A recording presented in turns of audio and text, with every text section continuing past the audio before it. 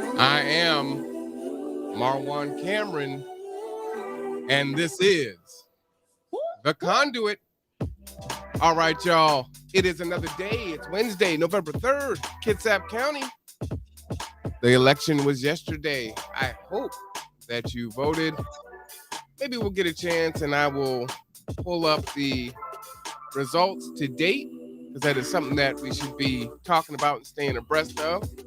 I mean, why play a game if you're not going to show the score at the end of it?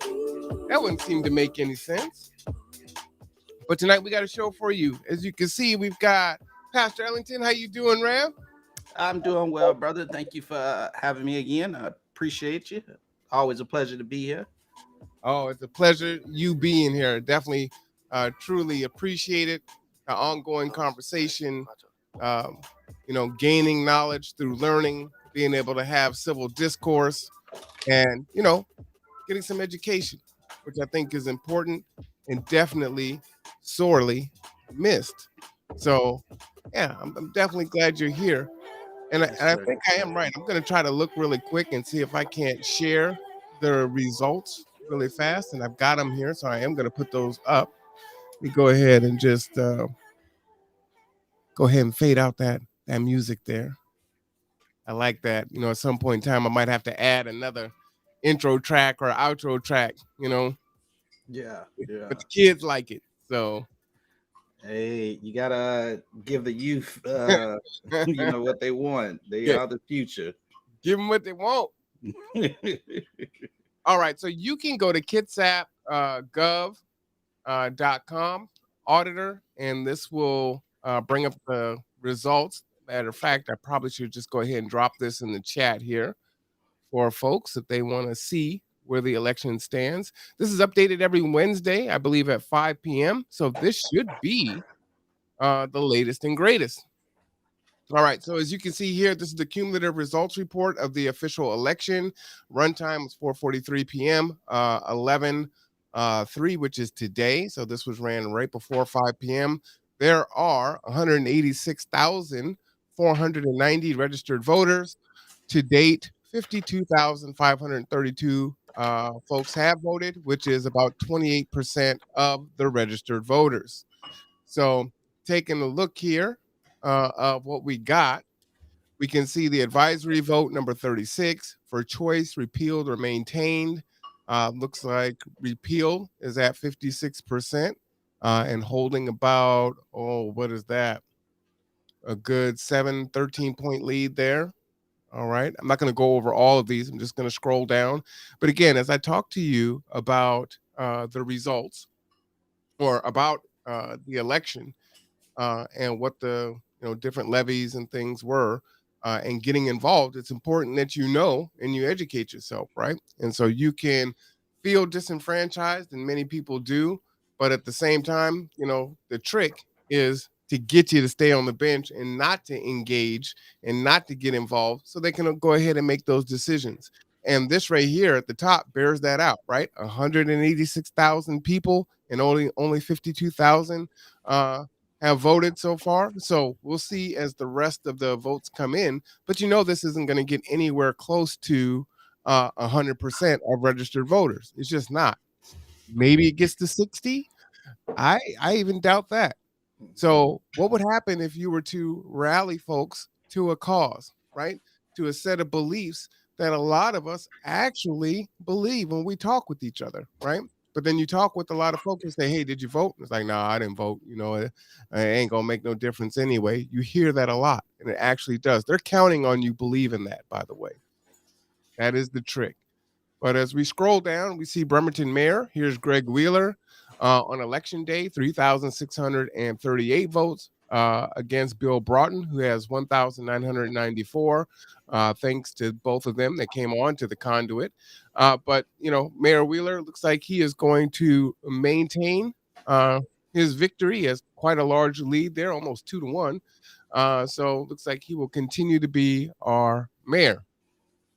City of Bremerton Council, Tony Stevens against Jennifer Chamberlain. This they might as well go ahead and call that one, it seems like. But take a look at that. 710 votes to 130.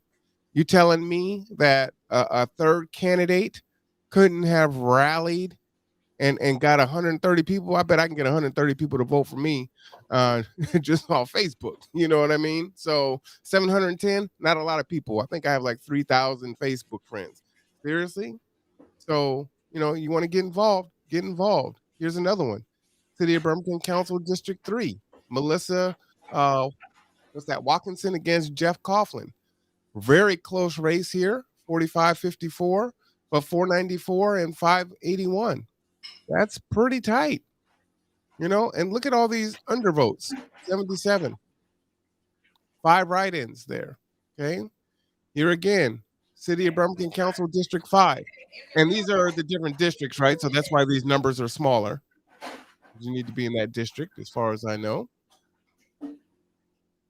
So if you see your district on here, you see that. And here we go with Thomas E. Weaver against Tracy Flood. Tracy is enjoying right now an 8-point lead, 46% to 53.97. So with 5,433 votes cast. So looks pretty sizable right now as far as Tracy Flood Does becoming that next municipal. right there next to the, because it's a lot smaller on my screen, does that say 100% of the votes counted where it says voting? Is that 100%? So what this does, where it says voting, is just saying that Tom Weaver got 46% of the votes that have come in so far. She got 53.97, and together that equals 100%. So it's not saying that all the votes have come in yet. I don't know if they've counted them all. Okay. Okay. That's just 100% of what's been counted. Of what's been counted. Yep. I got you. I got you. Absolutely. Okay. Okay. Yeah. Yeah. So that's what that looks like there. For those of Pray she you, maintains that lead. go ahead, say that again, Pastor. No, just saying I pray she maintains that lead. Oh, that's a pretty sizable lead. I mean, not that folks couldn't come back from that, but that's a pretty good lead. I'd be feeling pretty good, a day after the election of having a lead like that. Yeah. So we'll see. I don't know when they'll call the election ultimately, but again, there were some things that we covered on the podcast that we felt was dirty and wasn't right. And so it's good to see that if she does hold and win, that the evil that we believe was done did not stand. Uh, and I think that's a testament. I'm actually going to ask you to speak on that, Pastor. But I think that is a testament to not lying down, to being faithful, to fighting, to continuing to do the work. There's a saying that says it doesn't matter how people treat you, it's how you treat people, right? So, was she upset about what was happening to her, what was being done? Of course, I'm sure she was. But that didn't stop her from continuing to go forward and do what she was on her heart to do. So can you just speak to that really quick, Pastor? Because I think that's a good testament there. Yeah, it is, and you said it right. It's not about, what happens to you or what people do to you. It's about how you respond, in turn.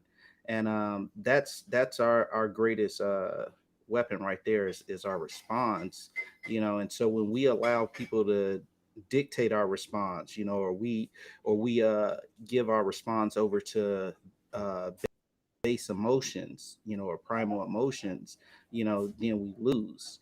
But when we stay level minded and, think through the situation and respond, with uh, crass, then we see things like this. And so, uh, Sister Flood, I think she handled, handled things appropriately, the way that she ought to, and I think that speaks to what we can see going forward from her, which I expect she'll do great things in the city and in the county and in the state, going forward. And so I just look forward to just allow her to enjoy her victory here first, but I look forward to seeing what God has for her in the future as well. Well, and I'll say, and if she doesn't, then we will hold her accountable, uh, Exactly. because that's what has to happen, right?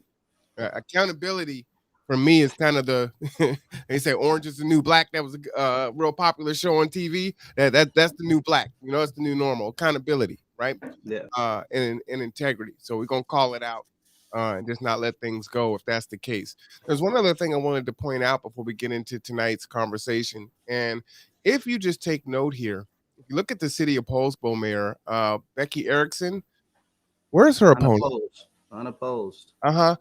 Poulsbo Council Position 5. Where's Ed Stern's opponent? Where is David Musgrove's opponent? Where is Gary McVeigh's opponent? Right? So when you're seeing this, right? Now look, here with David Musgrove, right? He had 341 write-ins against him. So that's 25% of what he pulled in.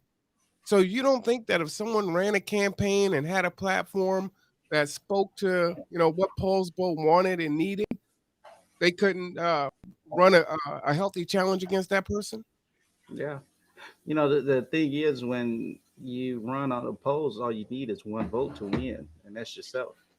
Sal, I hear you. It is kind of shocking to see Sal saying, "Why the hell is Poulsbo totally unopposed?"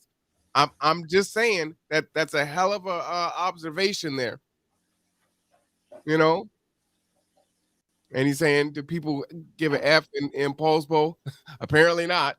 Well, you know, you know what, brother Sal, you got to think of it this way. They say the squeaky wheel gets the grease. If you feel like everything's fine in your life, if you feel like the world is just perfect and everything's status quo, and you know you don't see a need for change, then you're gonna get stuff like that. And I'm not come together and organize it and mount organize fight against it, you know but the majority of the people, they're just like, hey, life is fine. Obviously there's more than 1,200 people in that particular district in Paulsbo that and you only get 1,200 to come out and actually vote. Well, a little bit more than 1,200, you add in another 300, so you get less than 2,000 to actually come out and vote in that district. We know the district's well over 2,000. So you got a majority, you probably say about 80% of that district, 85% of that district, that's just like, their heads in the sky, like, oh, the world's fine. When the reality is it's not. You know, life is yeah, yeah, that's just that's it. I got more Facebook fans than man. friends than both of those candidates combined. South Yeah. says, meanwhile, natives are being killed on July 3rd, but and he also says my brother is 100,000% right. So I had to make sure I get all my zeros in there. Yeah. That's horrible. But again, you guys got to pay attention. And what I said yesterday is so very true. If you felt like you were disenfranchised, you didn't know, maybe this is the first time you've paid any kind of attention to the election because you were watching the podcast and you saw the BS that goes on, and now you're seeing that there are folks that are running unopposed, that you know what, you can get in, you can get your name on a ballot, right? And it doesn't take a whole lot to do that, but we can't expect things to change if people run unopposed. So it's just going to be the same ideas that just continue on. And Got so get brave. to speak to that a little bit too. Yes, sir. So, I'm not in a position to run. I've thought about it when I was in my younger ages, but right now, Why? huh? Why? Why what? Why are you not in a position to run? Uh, because I feel like if a person is to run, they need to be able to dedicate their time to that. And I'm Well, a full time. Pastor, Let me hold on. Let me finish. Let me finish. Hold on. I know you finna call me on that, but let me finish. Let me finish. game. Let me finish. What I'm saying, I'm a full time pastor. And some of the things I kind of got going on right now. And God's going to take priority, over anything in my life right now. And once God kind of spreads out a little bit of kind of lightens the load on my plate, and I have a little bit of maybe free room to do that, I'll consider it. But right now it wouldn't be an optimal time for me to do that, and it wouldn't be fair to the people that I could possibly represent. So, but go ahead and give me my accountability cane beating. I, Pull I, out the cane. I'll give you some applause. You're being obedient to God. That's I can't really knock that one. That's a But hard. But what I wanted to say to the people was, because there's other people out there. And like I said, when I was, younger, but not as, mentally focused, I actually considered running against Councilman Roy. I don't know if you guys remember him. We had, I think it was District 3 I was in, but I had considered running against him a while back. But again, I was in my younger years. But my thing is, don't ever think that there's some type of large qualification list that you got to check off to run. It's the qualifications to run for these positions, they're very low bars. I don't even think you have to have a high school diploma. No bar or Like no bar. yeah, exactly. So, I mean, if you have a passion for your city, your community, for making change, uh, you can do it. A lot of, these politicians that we see, especially on TV, these are what you would call professional politicians. They went to school just to get into politics, but that doesn't mean that that's the only route, to a congressman seat, or whatever else. You can still do it, if you, use your voice, what I'm saying, and speak truth to power. People will rally around the truth. They always do, good always beats out evil. The truth will always overcome a lie. So don't sit back and think like, oh, I can't get in the game. I can't be the one to be the councilman or the mayor or the state representative or the congressman or the senator. All of these positions, even president, is open to all of us. For U.S. president, you got to be a U.S. citizen at 35 years old. Over 35 years old. I don't say nothing about education or anything else. And I think our last president is a testament to the fact that anybody, no matter what, can be president. But I digress. Go ahead. I got a bifurcated viewpoint now. He's saying, Hey, look. I'm not speaking to his policies. I'm not speaking to ex-president Trump's policies or anything.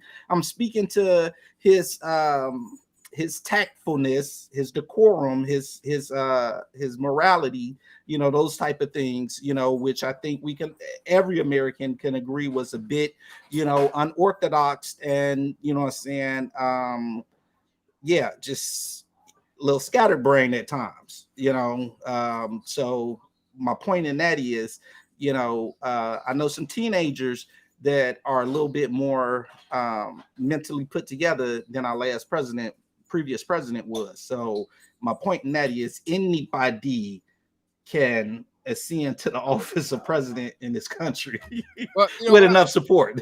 What I say to that, Pastor, is this: you're right in the sense that they could put someone up. This country is centered around who they're going to put in power a lot of times, especially at that level. So at that point, they could put someone like him there.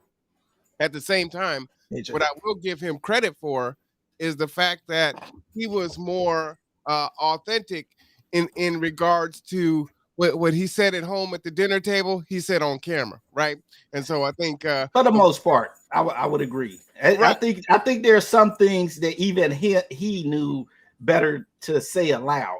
But I would agree with you. Yeah, he, and that's one thing I did respect about the man, because I respect, what I'm saying, and we had that conversation. I respect mine up front, in my face, tell me who you really are, what I'm saying. Yeah, be authentic. And he was pretty, I said, I think of any president in my lifetime that I've ever paid attention to. I believe he was the most authentic, and in my experience, I would say I kind of started paying attention when Bill Clinton was in office, what I'm saying, and then after Clinton, I began to get a little bit more politically, what I'm saying, focused.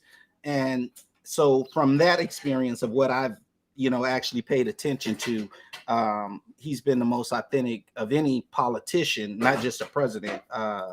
That I've seen. You don't get that very often. So I'll say Yeah, that. for sure. And And that speaks a lot. People appreciate authenticity. Like, you don't always have, and that's what I say. Anybody can ascend to these offices. You just got to be true. Be that's how true. they really feel, right? Yeah, yeah. That, Because there's people out there that think like we do. well, that's why it's such BS when they say things like, "Well, it's just a few bad seeds. It's just one or two." It's like, no, it ain't one or two. It's the No, it's the no. vast majority, and that's why you have institutional racism. That's why you Yeah, have white supremacy on such a big, you know, yeah, an undying platform, right? And yeah, that's why white supremacy isn't just for white folks, right? Black yeah, folks, Asian folks, indigenous folks, they all have to keep and play the game and keep the gears of that institutionalized racism going, right? yeah. So, you know, it is what it is, and we know what it is. But let's go ahead and switch. The last thing I was just going to say is, Biden, he's getting old now, so he doesn't hide it as well. But when he was in the Senate, right, and he was mass incarcerating black men, right, to me, he's done far worse to the black community than Trump ever did in his little 4 years. So, you know, just saying. But let's go ahead and get in here. What I'm going to do tonight is we're going to go ahead and continue our conversation. Rev, you lost the camera. Would you go? Do you want me to talk bad about Biden? Huh? You don't Say it want me to again. talk bad about Biden? Oh, no, no, no. Look, I got a lot to say about Biden. Camera. Look, bruh, I am not impressed. I'm not pleased. Biden or Trump, I was not, rooting for either one of them to win this election. That was not my choice. So look, I don't ride along party lines, and that's the problem. Too many people like, oh well, it's a Democrat or it's a Republican, so we're just gonna vote along party lines. That is the most laziest, thing any American can do, is to just simply vote along party lines. That's laziness. That is purity laziness, and I would rather you stay out of and not vote than to just, I'm gonna just check down party lines. Like, no, that's you're wasting your vote. You know because yeah, we're You know, supposed to talk about other things. I'm not gonna get into that. but they say you got to use the tools of your enemy for sure.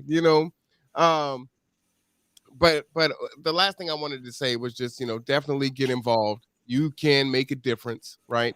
You can see that a lot of folks are feeling disenfranchised. There was such a small percentage of folks that come out for down ballot elections, right? They just do not come out. So it would not take a lot for you and the people that think like you to make that change. And to that end, two quick stories of people that have been on the podcast. Tara Simmons, who was just elected into office last year, right, was a convicted felon, was able to sit and pass the bar, and then was allowed to run for office, right? Something you're not supposed to be able to do. And now she's there in Olympia. So yes, you can do it, right? He has kicked the door open for everyone else that has been labeled as a felon, that hasn't had their rights restored after they've served their time, to actually come and make a difference. And then the other one is Commissioner Rob Gelder, right? He was on the podcast and I asked him, well, what made him want to be a commissioner? How do you become a commissioner? And he said, hey, I moved here from somewhere else and wanted to get involved. Wasn't even a resident of Kitsap County. And was like, I ran, I lost the first time. And then, I got involved a little bit more, ran again the next time and won. You're not even from here, Go ahead, Pastor. So the old analogy in that case is birds of a feather flock together. So because I watched that podcast, Mm, and it was like, hey, I went and like you say, Rand didn't, but he started volunteering, in the capacity of where he wanted to eventually get elected at. yeah, And so when you start tuning in and what I'm saying, going to those, or right now logging into those commissioner meetings, and city council meetings and stuff, and that way you can start versing yourself and educating yourself on the issues, and then that way you can start speaking to the issues. You can start speaking to what your council member is doing or isn't doing, and you can start filling in those gaps where, like, hey, you know what, they voted, against this, and I know my neighborhood, my community needs X, Y, and Z, and mhm, so that's why we have to. That's where Brother Marwan keeps saying we have to tune in and pay attention and educate ourselves. And it don't take a lot. These meetings run an hour or whatever. A lot of the information is online. You can just go and click and rewatch old meetings, and see how your particular council person or your state representative or whoever, whatever you're interested in, how they're voting. See what the issues are. Surrounding where you live. Pay attention, and then, like, man, tune in and like, yeah, I could do better. And if you feel like you could do better, then raise your hand and step up and say, you're failing, my community, mhm. and that's all it really is. Yeah, you want safety, you want money to come into your community. All those folks that come to those meetings and lobby and talk about what they need and demand that for folks vote, they get what they want. They get what they need, and we just sit around and say, "Yeah, our road is still messed up. We don't have any lights over here. This ain't safe. We need more access to resources. They need to pour money in here. Why did they spend what, $17,000, I think it was, to wrap the traffic light signs in art. It's like, it looks all right. Some are decent, but could there been a better use of 17 grand, right? I mean, could you have bought some property with that and house some folks that were housing insecure or homeless? So I mean, if you're talking about beautification, I mean, wouldn't that fall into that? Oh, I want to talk about that so much. Go ahead, Rev. We can do that. I was watching uh um I was watching what is it? The John Oliver, the Mm, last night this week or something, whatever. His last show was on homelessness, and he was talking about a study that they did down in Florida, I think it was, where right now, pretty much across America, we spend about $30,000. Well, in that study, they were spending about a little over $30,000 per homeless person, what I'm saying, as far as emergencies, just on emergency services and incarceration, 30,000 a year. Whereas that they could have took 10,000, what I'm saying, dollars, and permanently house each one of those persons. So for like a third of the price, of what we actually do to prevent, what I'm saying, and criminalize, which is, I think, despicable, criminalize homelessness, we could actually, permanently house people. And I'm an advocate for permanently housing everyone. There's we live in a country where no one should ever be hungry. No one should ever be homeless or unclothed. We live in the richest nation in the world, and there should never be a situation where a person, is homeless, unless it's purely by choice. Like I'm, you know, I mean, and we know that homelessness, 99% of it is not by choice. And so I find that, again, just despicable. But So what I I would got say, what I would say to that is, we look at all the money that is spent, right? We incarcerate folks, at tremendously high numbers, right? And it cost us a ton of money. I mean, I think you're right. It's somewhere like $30,000 or $40,000 a year. You've privatized the prison industrial complex because it's such a cash cow, right? And so, if you were to buy folks' homes, and I think about the housing authorities across the country. So you have a voucher for Section 8, or you have another voucher, and they're paying either 100% of your rent, 90% of your rent, 80% of your rent, whatever they're paying. Well, instead of just paying, a landlord to rent this place out, why not just purchase the property and put the folks in there? And as long as they're willing to do some things, then that's their home, right? You're going to make the payment anyway, right? You're going to make the payment anyway. So why not do an investment and not just throw the money down the drain, so to speak, right? You've got something for it. Now, if let's say, the person goes to prison or something happens, they do something wrong and they lose the property, well, you've been paying on it monthly anyway. So you're already paying the mortgage. You put in another family in there, right? Now, it can be their home, and if they want to sell it, then the housing authority gets first right of refusal. So that means that you have to sell it back to the housing authority if you want to sell your asset and move, right? You know, Securing that American dream. It's time. That was your starter home. Now you're stabilized. You've got a career. You're going to get something bigger because you've got a larger family. You're going to take a job in another state. You can just sell that back to the housing authority, right? You move on. You've got your down payment. You could do what you want to do. And now the next family comes in, and through programming and everything else, then you make them self-sufficient, right? And I think that would go a long way into breaking the cycle of poverty, right? And then you don't have generational poverty, and you start to combat those ACEs, right? Those adverse childhood experiences. How are you going to reverse that if you're saying, you know what? You're really still not secure, right? We're going to pay your rent. We're going to pay it to a certain point. We're only going to pay it for, a certain length of time, and then out you go. But we know that there's no affordable housing out there. We don't really have livable wage jobs, and the stakes are so high when you try to go to college or learn a vocational trade, and you're still trying to juggle all these things at the same time. And then where they set the federal poverty level, on top of the fact, as soon as you start doing a decent job, right, in your life, and you start making gains, there's this big gap where folks will say, okay, now I'm making this amount of money. Now you're going to start cutting off my benefits. And if I earn a little bit more, I'm going to lose out on my food stamps, right? Or I'm going to lose out on that. So now either I'm incentivized to stay under this, or I'm going to lose out, or I'm going to exist in this gap where I don't have all my needs met. And I really got to make the leap. Go ahead, Pastor. So, and in addition to that, what happens is, and we got to think critically, right?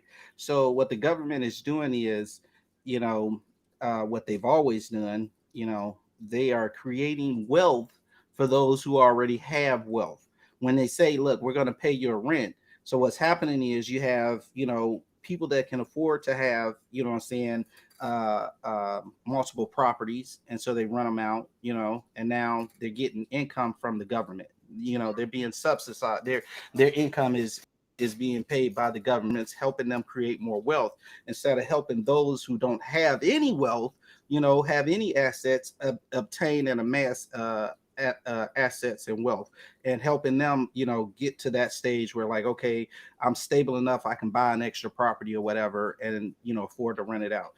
So the government's funneling money into the pockets of those who already have, saying wealth, have asset. Then back to my I want to get back to my point on the homelessness. We live in a nation that has, is increasingly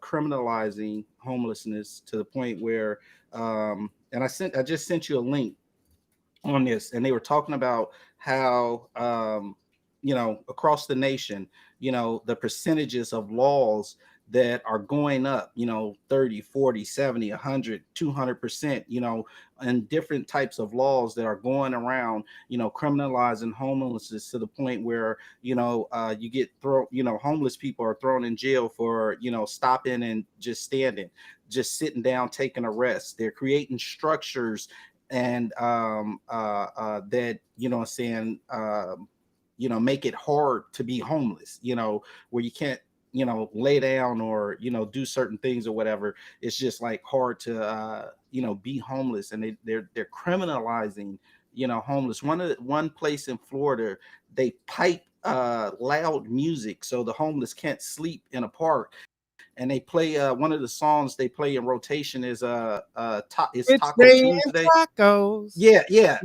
tacos. Yeah, I'm like, that is so insensitive and cruel, but see, that's where and it all leads back to the people that are in position on these councils that are making these decisions, because most people that talk about and have a platform to talk about homelessness are people that have housing. They're housed people. They have some type of housing security, and so they look at it from their point, but they're not looking at it from the point of the person that's homeless. And so they'll do something so cruel and insensitive as to play a song like that, while a person is just trying to, sleep, just trying to rest. And I thank you for putting the link up. Uh, I, I'm gonna tell you guys, John Oliver, he's a bit of a comedian. Eat the meat, spit out the bones. Pay attention to the core message in what Mr. Oliver's talking about. I mean, it's entertainment, so Oh, he it's pretty mixes funny. in, yeah, he mixes in some comedy with it, but the core of it is, a serious story. Mhm. And it's just sad. It's sad, and I would, uh, I've always had a heart for God's people, and just kind of so that kind of brought some more things to home for me. Just seeing the amount of laws that are being passed, to criminalize homelessness. Just you know like one guy been homeless for 9 years and spent 3 years of that homelessness incarcerated, and all of those charges were just for being homeless, for so-called loitering because they sat down to rest, or Mhm. trespassing because they sat down to rest. Where they homeless, where else are they going to sit down at? But we don't want to. And one of the most despicable things, and what we've seen, even here in our state, I think out in Renton, when they was trying to buy that hotel to house people, and they were like, "Oh, not in our backyard, not in our neighborhood." What do you wear? We can't just shuffle, uh, trash. And forgive me because I don't think they're trash, but you can't just shuffle trash around and say, "Oh, it'll go away." It won't. You know what I'm saying? We have to. These are people, and oh, But you don't have to go in. You can go right here, right in Port Orchard. They're fighting against the rescue mission yeah, moving to Port Orchard. yeah, yeah. We were thinking about I forgot helping. about that one.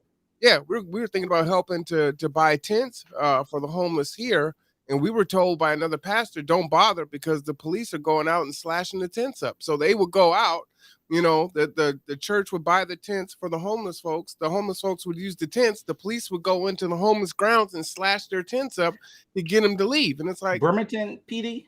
yeah, kids have kids. Oh, oh. See, that's something that needs to be addressed. That's wrong. These people just trying to, survive. They ain't got nothing as it is. Why would you slash somebody's tent? Like, what are they supposed to do?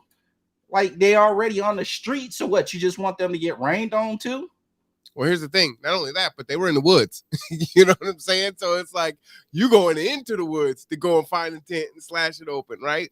But then, it's like, hey, we're going to build this development here. You got to go, oh, there's criminality that's happening back here. So we got to go. We got to deal with that. So, again, homelessness is definitely not just a citywide or a countywide. It's nationwide. It's global. That's a huge issue.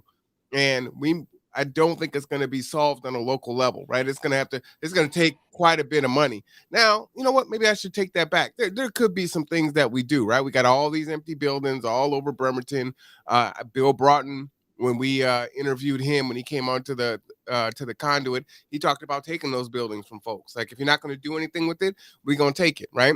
I mean, that's what they did with the black folks when they wanted to put the freeways in and move us up out of our neighborhoods that we created, right? They just took it. So, Yeah. you call it blight or eminent domain or anything else. So you can do what you want, government, when it's time, but you've let the Denny's and several other buildings on Wheaton Way in downtown just sit dilapidated. The Sizzler, right? They're Yep. just they're sitting there. And then you have the nerve to say, well, we can't let them stay in there because they might get hurt. It's dangerous. Like, well, damn, staying outside in 34-degree weather ain't dangerous? Sleeping outside every night ain't dangerous? Like, seriously? So, we're such a litigious society. Yeah. It's like, well, you Yeah. know what? How about you sign a waiver? You go in there, you get lead poisoning, or if the building collapses on you, then it is what it is. Some of it is just the letter of the law and the spirit of the law, and then folks Yeah. just say, Yeah. I just And can't. don't be fooled by the city that's saying like, oh, crime rates are going up, and that's something that they talk about on there. They'll fluff those numbers with things like trespassing and loitering, and then say the crime rate's going up because you've made something a crime. And so now the crime rate's going up because you've decided that, hey, standing in one position too long is a crime. Like, What's so funny about that is that's the same crap as black on black crime, right? When we know that it's crimes of proximity. People commit crimes against people that they're close to, right? So it's like, oh well, there's crime in the homeless encampments. There's fighting and there's rape that happens and all this other bad stuff. And it's like, yeah, and it happens in upscale neighborhoods, and it happens in the hoods, and it happens in poor neighborhoods, right? It happens everywhere, right? But that's the focal point because it's happening there. We gotta, so it's just how people decide to use their stats against, what they're against or what they're yeah, for. yeah. So, people, the moral of the story is get involved. Our city, our county needs you, needs all of us. It needs our voices. Problems, we can't sit there, man in the mirror. You can't sit there and think somebody else is gonna, solve all of your problems for you. You are that vessel of change. You are the solution. You are the answer. And many hands make light work. So if all of us, no one person can't do it, but if all of us gets in, the load is a lot lighter, and we can do something about it. Like I say, we live in the richest nation on the planet in all of recorded history. There's no reason that some issues that we have exist other than people want them to exist. No, absolutely. And again, we have a couple years again before the next election. So get involved now, right? And you don't have to do everything. You don't have to go and sit on Kitsap Transit Authority's meetings and then Bremerton Housing Authority and KCR and the YMCA. You don't have to do all of that. The Kitsap Public Health. You can pick one or two, right? You have other folks that you talk about in your immediate family or your extended family or your circles. And it's like, you know what?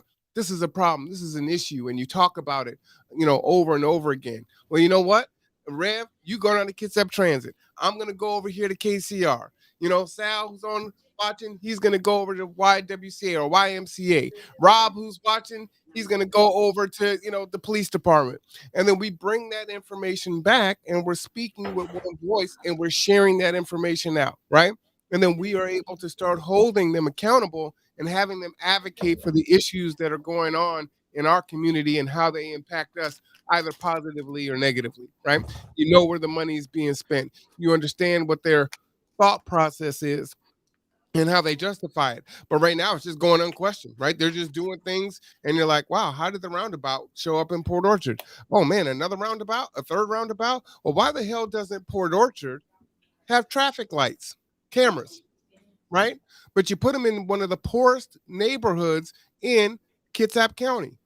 You got them right in front of the college. So you're going to go ahead and hammer the college students, right? You're going to put one on Kitsap Way, right? Very low income spot right there. And you say, oh, well, it's all centered around safety. But Port Orchard gets a roundabout. Well, everyone hates the roundabout, but I'm sure they would prefer that than getting a camera because they ran through on a short yellow. But it was dark and it was wet and they didn't want to slam their brakes on. Go ahead, Pastor. No, I'm just raising my hand. I just got $139 ticket for running that yellow. Which I got, which you mentioning it reminds me I need to pay that. But yeah, it's sitting around here on this clutter somewhere. But that's your That's thing. all I was saying. So it shows up. We've got one what? We've got one right on 11th and 13th, right? We've got one uh what's that on Sylvan, I think. Then we got one on Kitsap Way, and then there's another one somewhere else. But you're talking about within about a 2.5 mile radius that you're getting caught up, right? And that's all a revenue generator. That's all it is. So what we're trying to do is squeeze money out of the poor that don't have it. Yeah, yeah. I know I ain't got it.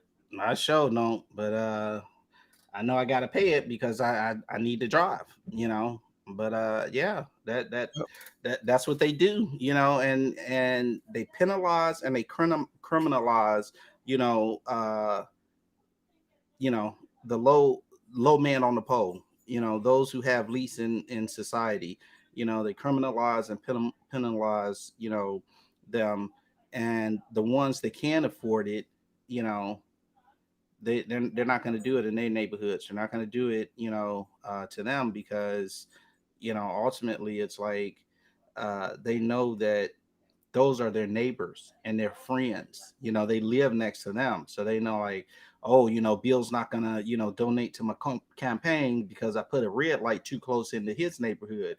You know, Susie's not gonna, you know, come invite me to, you know, the next, you know, luncheon or benefit, you know, because, you know, you know, so yeah, yeah. Um, Wow, it's real. You know, the issues that we have are real, but you know, again, many hands like make light work, and it's more of us than it is of them.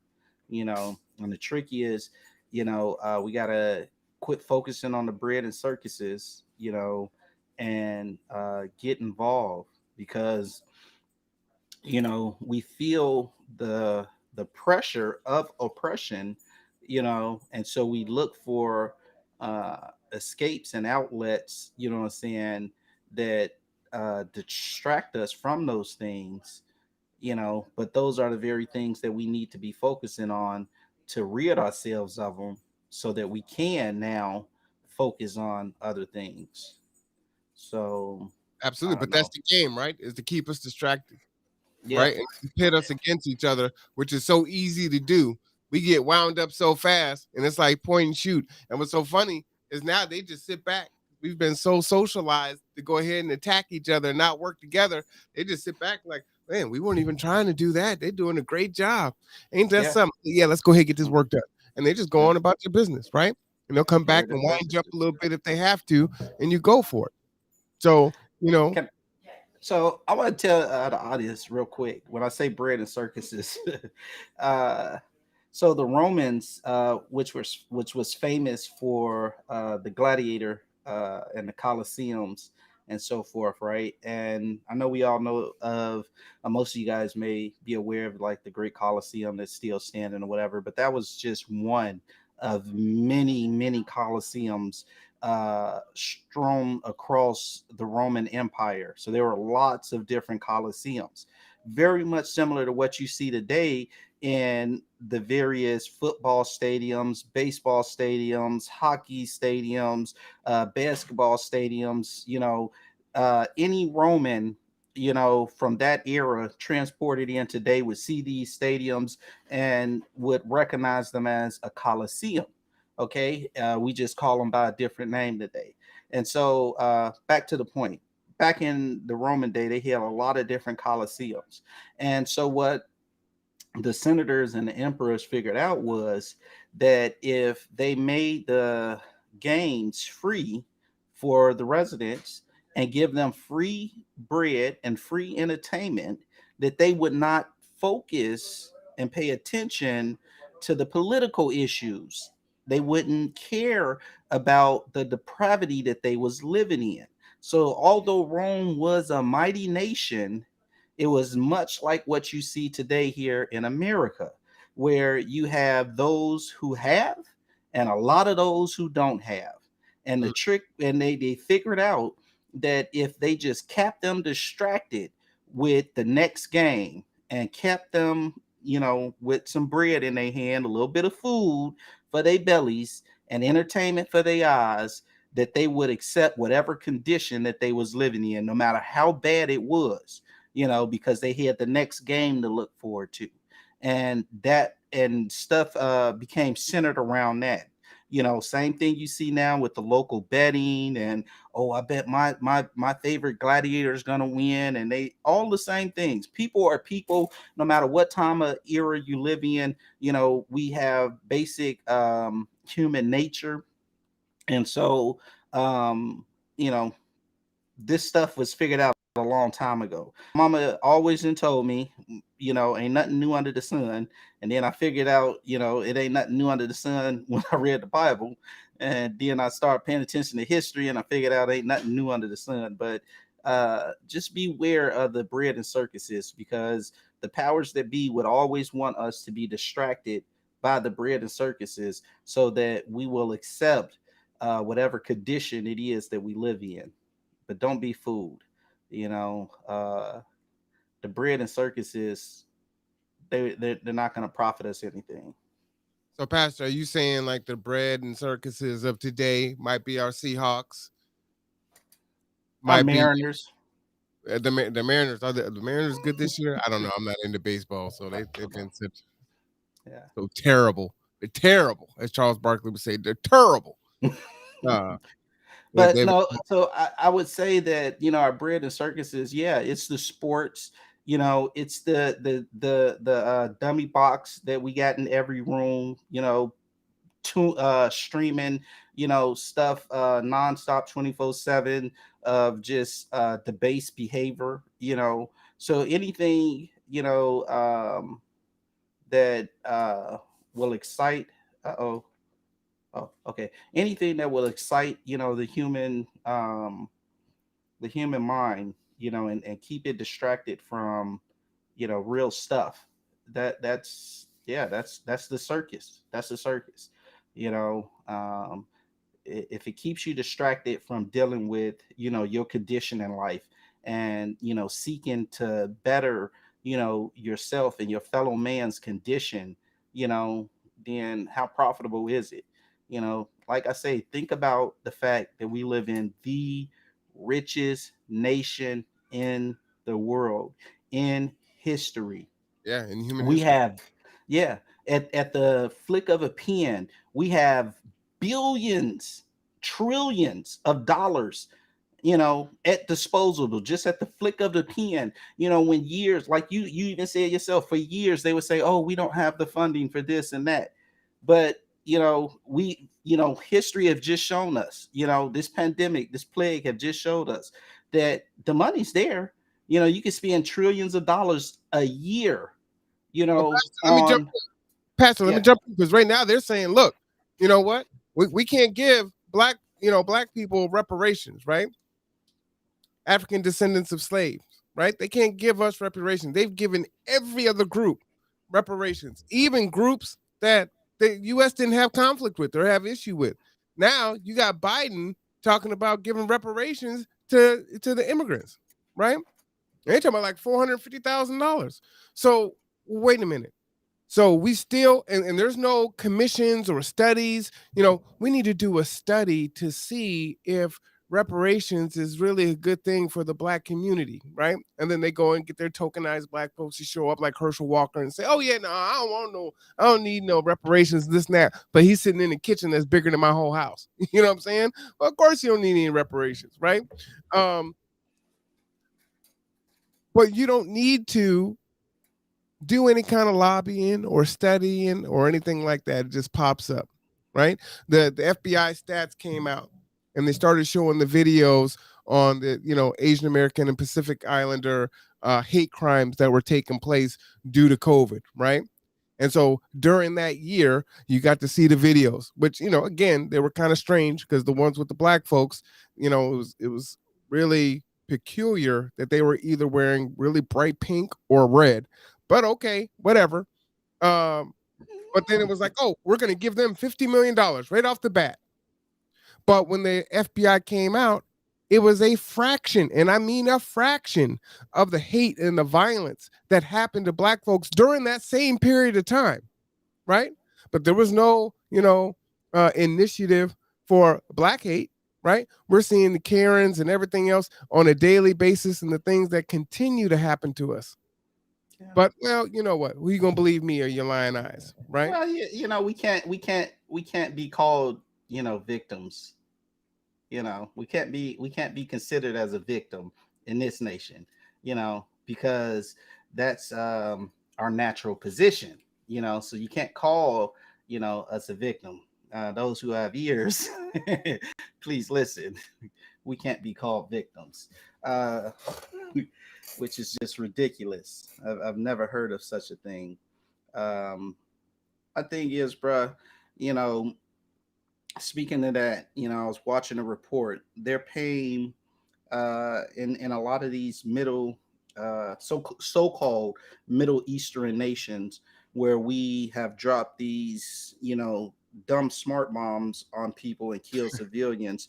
Hmm. Our country is paying, these families as well reparations, for the loss of their loved ones and so forth. But you know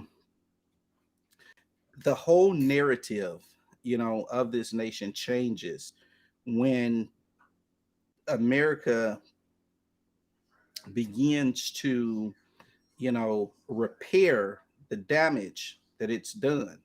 You cannot continue to do some of the things, that they continue to do, while uh trying to repair the damage, because a lot of the damage that was done is still being perpetrated, just under a different name, under a different guise. And so, I think it was it Shakespeare, I think maybe, that said a rose by any other name is still a rose.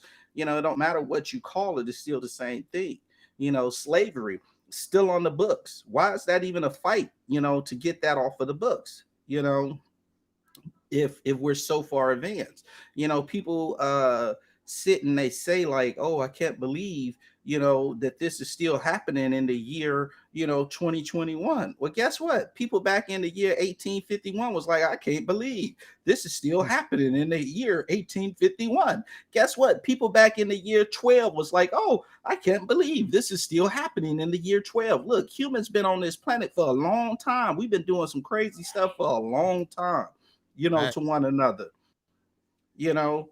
And so the thing is, we can't just sit here and say, like, oh, because, we got smartphones and, all this fancy technology, in another 100 years, this stuff gonna be looking like brick phones, uh, but we still gonna be dealing with the same, what I'm saying, human problems. Hmm. That's what needs to be addressed. What I'm saying? It's the human soul. The human, what I'm saying, condition cannot be, even if our country did pay reparations, the human, condition cannot just, be dealt with dollars and cents. You can't throw money at it. It's not going to be dealt with by ignoring it. The situation is not going to change. It's only going to continue to perpetrate and continue to grow, what I'm saying, and it's going to continue to exist. So until we, awaken our moral consciousness, until we, what I'm saying, awaken our sense of integrity and our love for humanity, for one another, regardless of our skin color, regardless of our nationality, our race, our ethnicity, our religion, until we just have, what I'm saying, a sense of love and a desire to see one another um, treated better, and have a better quality of life, then we're going to continue to see these things. Let's say that America, what I'm saying, we deal with, our issue of slavery. We come to we get to a point of reconciliation, and we pay reparations, and the black community is feeling like it's been made whole, and all of that, is kind of been taken care of, right?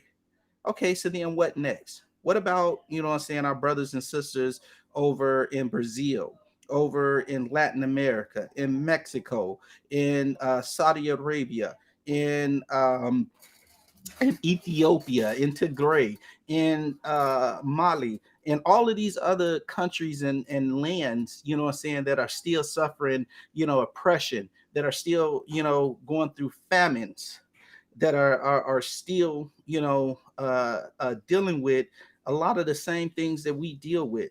Until our love spreads beyond, just for me and mine, you know, we're going to continue to see this. And that's why I say, no matter what the time is, the Romans figured out the bread and circuses a long time ago, but it still works on us today. You Right. know, the same principle still works today because, the human character, the basic human character and I don't know what to call it, but the basic human character it doesn't change. And so it's a moral issue, and this is why we see what happened in original sin that happened in the Garden of Eve and Abel and Cain. We see continue to be perpetrated down and down the line, and this is why God told uh Cain that sin is crouching at the door waiting for you, just sitting outside your door waiting for you to open up and come out and bam, got you. you know and sin is always right there crouching at the door waiting for all of us. you know and it's until we stop looking at the what's right here in front of our faces and look past what's in front of us, and start having a eye for humanity, for the eternal, that we stop focusing on the temporal, and when we focus on the eternal, then the temporal things, they become a whole lot easier to share, to give away, to devalue. But when we put so much high value and high stock on the temporal, on things that don't last. I remember growing up in the 90s when my classmates and my friends were getting beat up, killed, and hospitalized for their sneakers and their towel coats and stuff like this. But then I think back and I'm like, okay, well, right now today, them same sneakers and same coats and stuff, them starter jackets that people are getting killed for, nobody Well, I have wants my them. starter jacket. Yeah, but I mean, there's very few circles that would put a value on that right now today. And Right. I know people that were getting killed for these things, when they first came out. And it's like a whole life is gone, over a jacket, over a pair of shoes, over, a piece of jewelry, over a couple of dollars that don't have any value to anybody right now today. But that life would still have value. It still does have value, even though it's gone, to the people that love them. You know what I'm saying? And so that's why I say we got to stop looking past you know, the right now, what society tries to say, oh, this is the newest and biggest, the I-13. You just came out with the I-12. You want another, extra, $500 on top of, what you want for the 12, for the 13, and they don't do nothing really different. They look just the same, but people out here killing, stealing, and dying for it. And is that really what's important? Is that really what matters? And we put such high value on things like this, but the human condition is what is really important. And we got to see people as people, no matter what position of society that they're in, whether they're the homeless person or the person in the mansion, their life matters. And we got to love everybody the same and stop, doing such wicked things to one another. Uh, I'm getting out of breath. I'm sorry. I digress. No, don't worry. But so let me ask you, Rev, because I mean this this is an ongoing series on do Christians know they're going to hell, Yeah. and to kind of make this make sense, because we started talking about the election, but I wanted to get a piece of that in there. What you're saying is ultimately people got to wake up, right?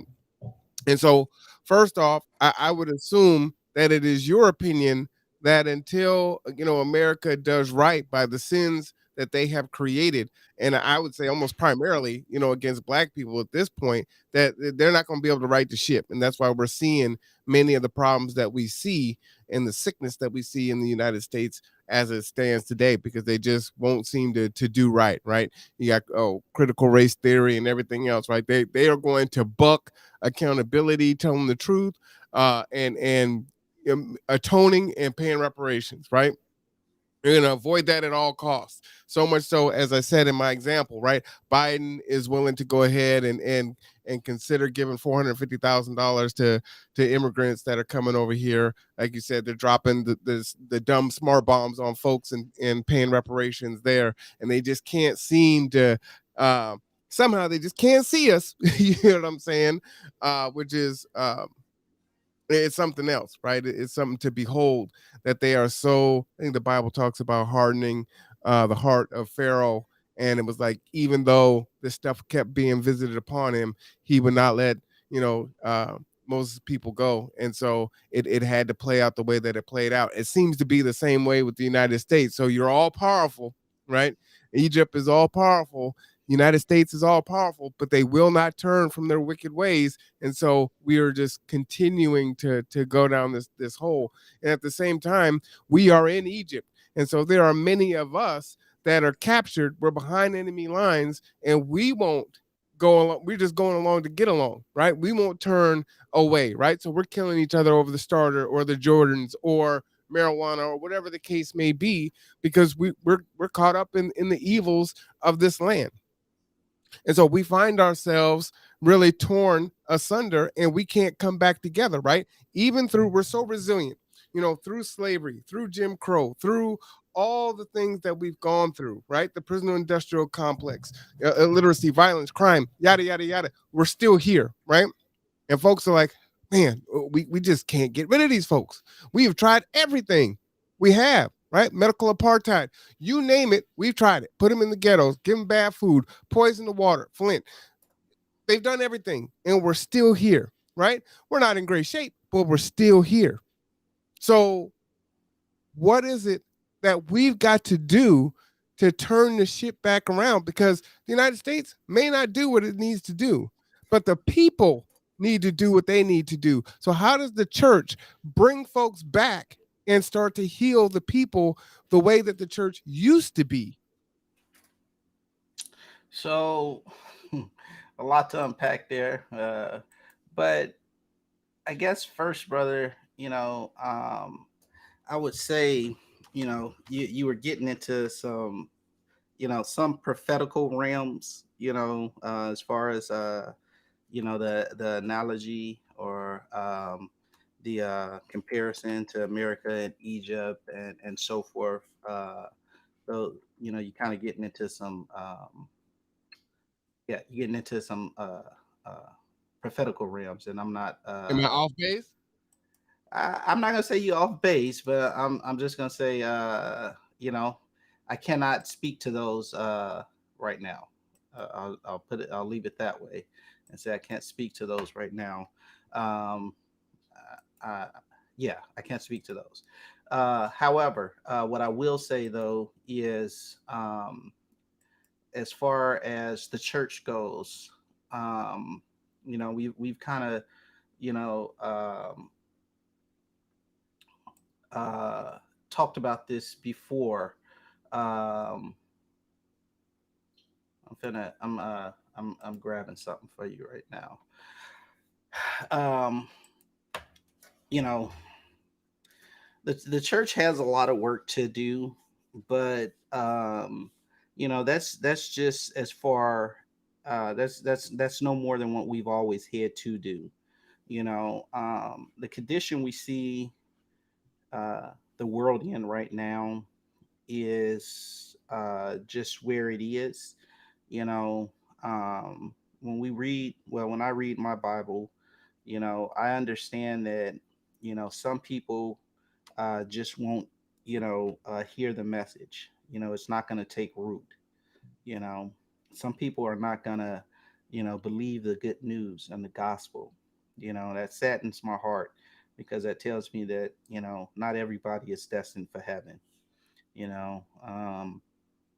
And although everybody, well, I ain't gonna say everybody, most people, there are some realists out there that'll just tell you, yeah, I know I'm going to hell, and they know it and they've accepted it and they really just don't care, shameful as it is.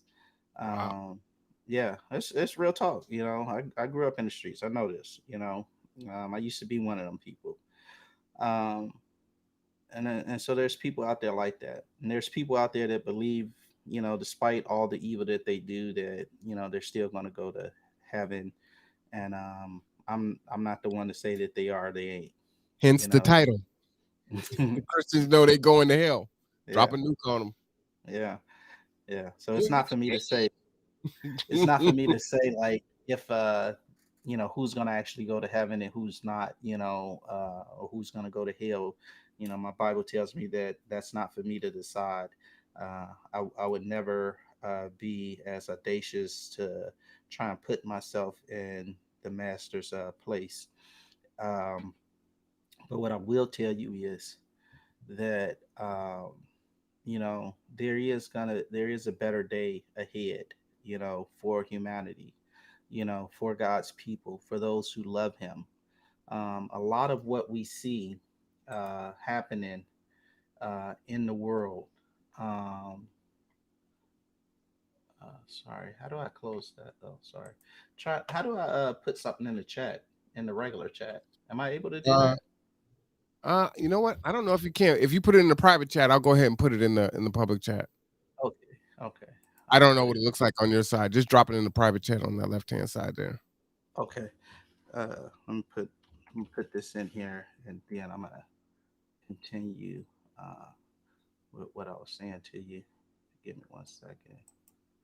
Um, so this is a scripture quote that people can, find in their local Bible on their bedside, Is that where it is? nightstand.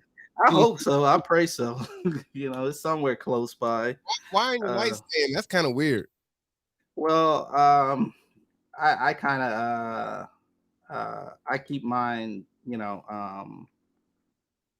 Okay, it only let me type so much. All right. I'm just saying, Rev. I'm a heathen, so I don't want God seeing what I'm doing. I don't like the bed, the Bible next to the bed. You know what I'm saying? Well, you know what? That is not his source of vision. So yeah, that's not his. Rev. Yeah, that's not his source of vision. So, but this is a quote from the Bible we'll find in Second Chronicles chapter 2. Second Chronicles chapter 7, verse 14 and 15. It says, if my people, uh, and this version says, who bear my name, or your version may say, who are called by my name, will humble themselves and pray and seek my face and turn from them evil ways, then will I hear from heaven, forgive their sins, heal their land. My eyes will now be open and my ears will be attentive to their prayers. In other words, what God is saying, look, if we would just simply just turn from what, I'm saying, the evil stuff that we so focus on. We call ourselves Christians, every day. We call ourselves Christians, and say, hey, I love God, and so forth. And we all got sin, but what God is saying is, look, stop focusing, on the here and now, that temporary stuff right in front of your face, and put your eyes on the eternal. Seek after me, and in doing that, He's like, listen, we're gonna start. There's gonna be hope for a better day. um we gotta stop pretending, you know like we have, because I know I don't, like, we have all the answers for everything. We don't. The situation that the world is in, you know these are biblical prophecies that are being fulfilled right before our very eyes. I have so many scriptures I could show you right now that would show you that the very stuff that we see every day play out before us, this stuff was prophesied, thousands of years ago, you know and it's playing out right now. And so that tells me, that validates the truth of the prophecy because it's happening as it was foretold. And the Bible tells us that's how we can, kind of check and validate a prophet, is if his prophecies, are fulfilled. And so I see a lot of biblical prophecies being fulfilled, and that tells me that, it may not be today or tomorrow, because I don't know, nobody knows. But the final prophecy of, Jesus returning and a new Jerusalem and all of these things are on their way. And if you think that, knowing the latest football stats, knowing who the Kardashians are married to, or what they wearing for the next gala or whatever else, if you think knowing, these trivia questions, the answers to the current trivia questions for 2021, and guessing on the ones for 2022 is going to profit you anything, then you're sadly mistaken. We have to have a heart for God, and have to turn our hearts towards Him first. And what God does is, when we turn our hearts towards Him, He then turns our focus towards our fellow man, our fellow brothers and sisters. He gives us a heart like His, to have care and concern for, one another, and to desire to see everybody do better and be better, and not you know be oppressed. God filled this world with enough resources for all of us. There's enough resources on this planet for all of us. Man has decided uh, that the strong uh, is gonna uh, kind of dictate how resources are debited out. You know, uh, and they've the strong have kind of made decisions for everybody, and said, well, we're going to play the game this way, the game of life a certain way. And in that game there's winners and losers. Well, my God said that He owns it all, and it all belongs to Him. And so we don't have the right to do that, to deprive one another of basic necessities. Right, but you it's know happening. So what are we yeah. supposed to do? Well, brother, again, we have to uh, begin to educate one another, to stop, focusing on the bread and circuses, to stop, to stop, you know, to stop focusing on the bread and circuses, stop focusing on self. You know what I'm saying? And if I put my attention, towards you, and this is just an example, say, hey, I put my attention towards, my community, to uplift it, right? And I teach, somebody else to do the same, and that other person go and teach somebody else, and we all begin to teach one another to focus on our community, right? And this is how you see these wealthy communities do it. They're all focused on their community prospering and doing better, and they lobby and they advocate, for their community to have, the resources and to do better. And, so you have better looking areas, because, that community has gathered together to rally behind that community. Well, I But if we feel you, take but that that's a zero song, if we sum take, game, Rev. yeah, That's a zero sum game. So in order for them to no, but prosper, they take from the people that don't have it. right. But if we all, and this is my point, which, and I know these are pie in the sky dreams, because I know man's, nature, but if we all had that same notion, that we're going to all, what I'm saying, rally for the larger community, the human community, to lift everybody up, we can do it. Like I say, there's enough resources on this planet for all of us, but in order for, there to be a Bill Gates and a Jeff Bezos, in order for there to be 700 Americans that can be taxed at a certain percentage, that would, what I'm saying, provide enough for the, other 300 something million of us, you know, um, then what that says is that those 700 people have way too much, and they're hoarding way too much. You can't do that. You can't do that, and expect that you and expect that there can't be 700 people that have more money than the rest of America combined. You But there know is. exactly. And because there's 700 people in this country that has more money combined than the rest of the nation, then you have homelessness. And if you don't want to have homelessness, then those 700 people got to say, well, you know what? We can still be the 700 richest if we just give back 50% of what we got. And we can lift, 50%. yeah, they just give up half of what they got. They'll still be the 700 richest, but the rest of us wouldn't be, living in the poverty that we're living in. We can afford, to house every single person in this country. If we can afford, listen, if there's enough guns for every single American, man, woman, and child to own at least 5 to 10 guns, like, you think there ain't enough money, what I'm saying, for every single uh homeless person to be permanently housed? Well, I There get that, is. but Rev, what kind of house do you get? Because I like one of the bigger houses with a bathroom and four bathrooms and four bedrooms. So I now what? appreciate I Who's going appreciate to dictate? I appreciate you always playing being willing to play devil's advocate with me. But uh Well, no, I really that's Pastor, let me push back real quick because the yeah, whole thing is this, right?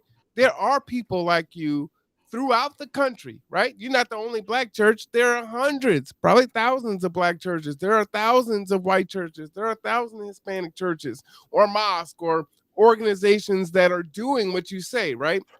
They're giving back. They're being selfless. They're trying to do right in the community. But in spite of all that, it's still all bad. And it's the worst that it's ever been.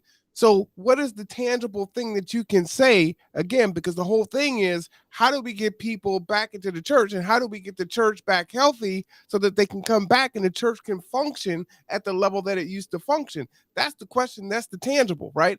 And you're talking about kind of the end goal. At the end, there's housing, no one's hungry. But there's a whole lot of steps that got to happen in between there. And there has to be some type of gain because people aren't going to take the journey unless they start to see that, this thing is working, even if it's incrementally, right? But right now, it ain't working. And even as a service provider in this community, it's a thankless job often, right? I mean, we'll get it, we'll take someone on a ride and they're calling us, the N word and everything else, right? We do that, right? Or we help someone and there are folks that try to get over, right? And they keep coming back to the well, keep coming back to the well. They're not trying to become self-sufficient or self-reliant. It's just about whatever I can get. I just got to take what I can get. You know, you get attacked from other organizations, you get attacked, it's tough. So it's like, man, I'm doing the right thing, I'm sacrificing, I'm doing it with the right spirit and the right heart, but things are still going back the other way. So what's that tangible for someone who's sitting outside of the church that's like, look, man, I hear what you're saying, I try to live right, I'm spiritual, I believe in God, but what you talking about? You want me to jump in there when I see Mr. Cameron going through it over there, and it's kind of thankless. Yeah, there's some that really appreciate it, and then there's folks that actually really get help. But I hear what you're saying, Rev, but it just that ain't reality you're you know because that's the okay, struggle. so yeah, it is. Like I say, I don't have all the answers, brother. All I can say is, you know uh, I've learned that the definition of stupidity is to try the same thing over and over, what I'm saying, and continue to get the same, results. If it's not working, it's not working, right? And so people left something that was working. The church at one time was working. It fell out of favor for something that was a little bit more flashier, and relevant to uh, the current time, you know.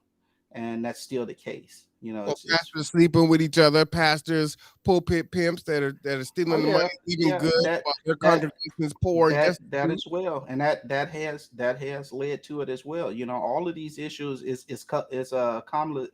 cumulative. All of these issues, it's not just one single thing.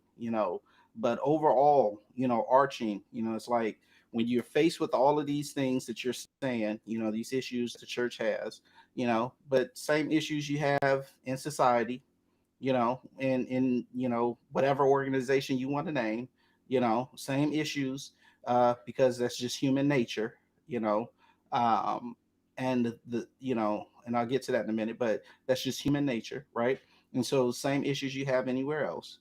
The difference is, now you've left something that I said was working, and it's like, okay, I'm seeing issues in in the church, and the world is offering this these the glitz and glam that's attractive, and it's like, okay, I'm going to go for that.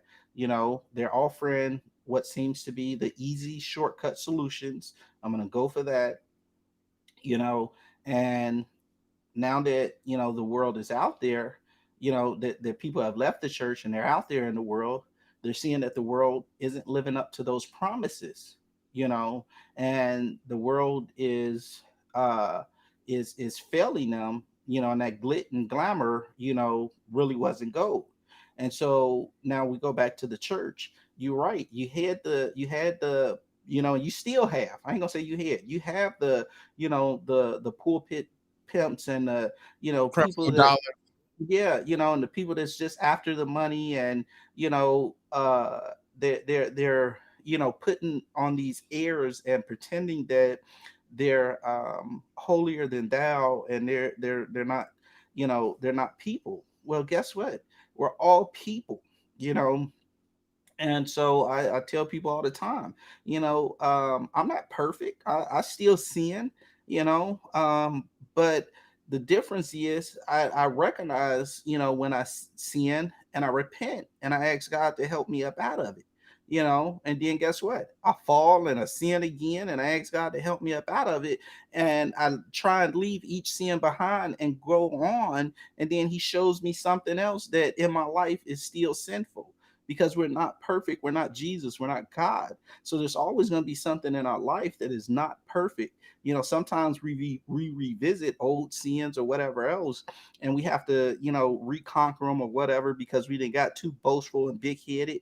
But, we're humans, and the problem is, back in the day, these pastors was trying to build themselves up and make it seem like they had it all figured out, but in reality they didn't, and we don't, because we're humans, and that's why we need God, and that's why we need Jesus and His blood, because we are so fallible. It's always a process. It's always a process, and we're continuing that process of growth all the way to the end of the road. On that last getting up day, it's always a process, a continuing process. It's not about being perfect. Being a Christian is not about being perfect. It's not about being sinless, because then we would be Jesus and there would be no need for God, so that's not What does God what mean? it's What does the about. Bible say when He says He's coming back looking for a church without a spot or a wrinkle? What does that mean? Okay, so if to the we go back to the Old Testament, um, what we hit, and we see this happen over and over in the Old Testament. Israel, was God's chosen people, and so they would get to a point where everything was kind of going good with God, and then they would look over and see their neighbors and everybody else, the world, living kind of a different way. And they say, man, I want what they got. I want to live the way they got. I want these extra gods that, are gonna, provide for the rain, and, are gonna make sure my boots stay tied up. And I mean, like all kinds of crazy stuff, right? So And they so want then the roots of God. yeah, and so they start living like these other nations, and they find themselves, in dire situations, and then they remember, oh wait, it was a whole lot better when we was with God, and they call back out for God, right? So that kept happening over and over and over again, and it ended up leading to their exile a couple of times and so forth, right? Story moves forward.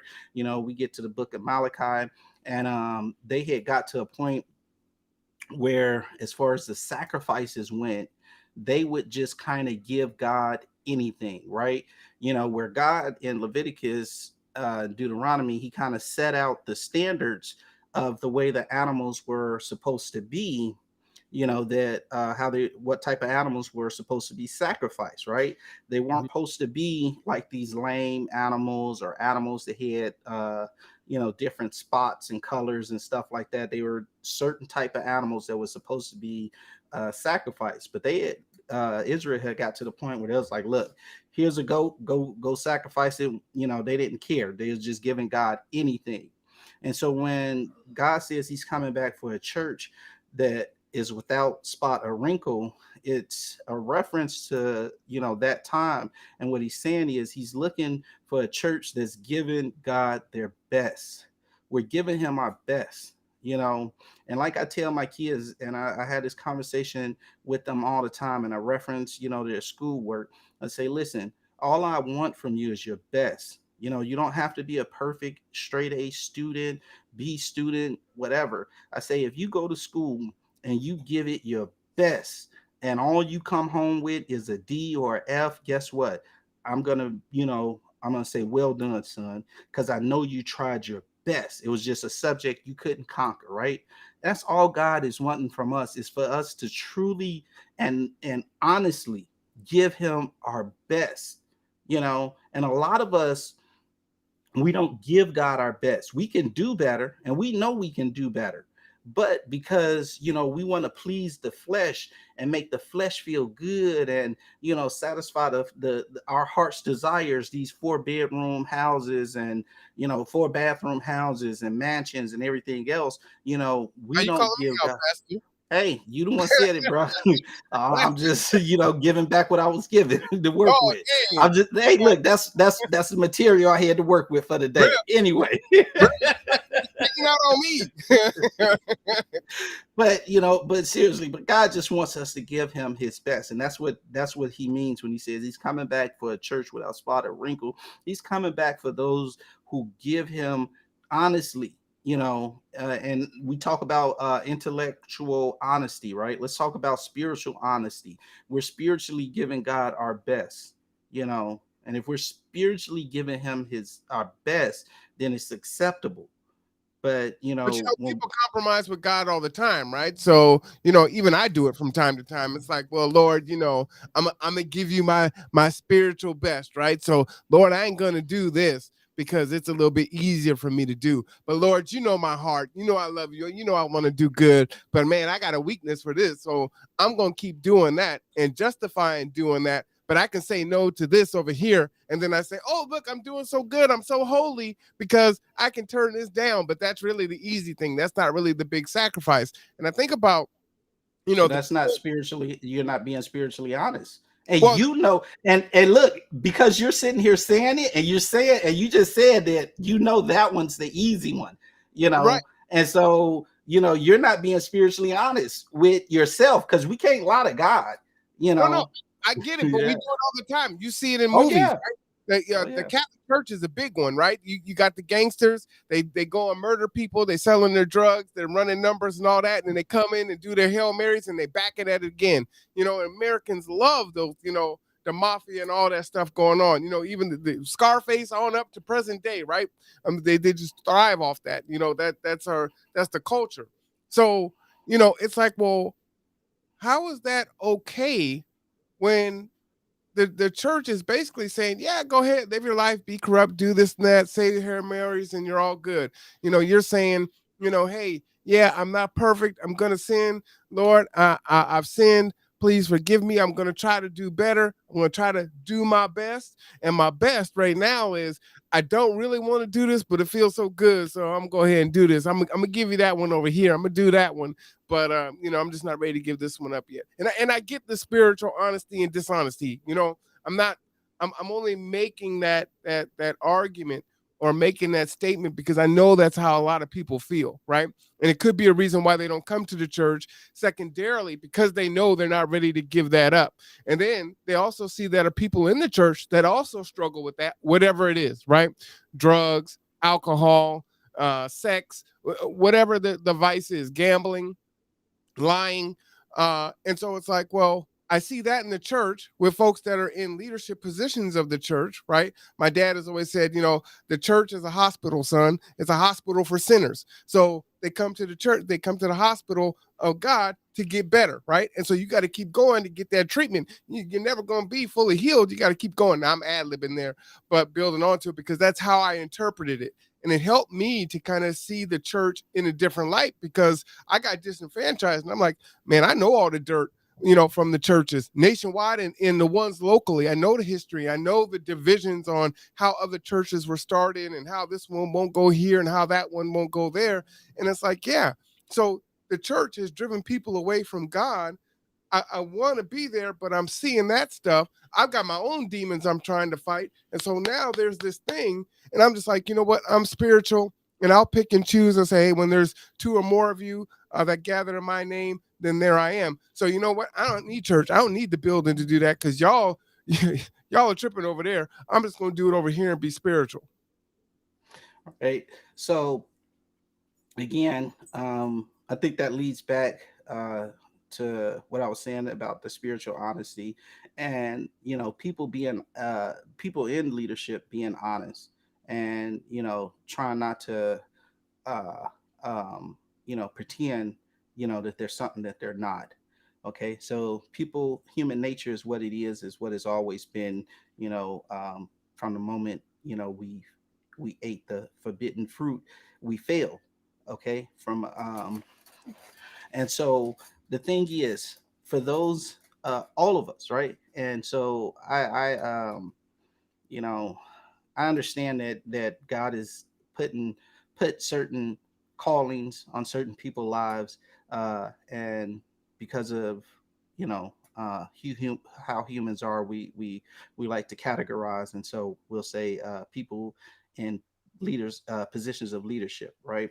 And so those people in positions of leadership, they're no different than the person congregating, sitting in the pew every Sunday, right? David, man after God's own heart, uh, committed adultery, murder, and so on, right? But he was still a man after God's own heart, and so it's the spiritual honesty, right? So when we accept Christ as our Lord and Savior, right? Um, we then, we what we're saying is that we're submitting to His authority, His rule in our life, right? And the thing is, some people have uh, a harder time with that submission than other people. Some things, but we all have a hard time with it, else we wouldn't sin, right? So, and my problem, well, one of my problems, is that I had a problem with infidelity, you know and so that's something that God works on me with, right? you know um uh Cussing and smoking and drinking, and all kinds of stuff that's not necessarily a sin, because the Bible don't say anything about drinking and smoking in this, but it does tell me that whatever. That's another subject. Anyway, I ain't gonna get too far off topic. But so anyway, what happens is the Holy Spirit within me begins to convict me when I'm doing things that aren't pleasing to God.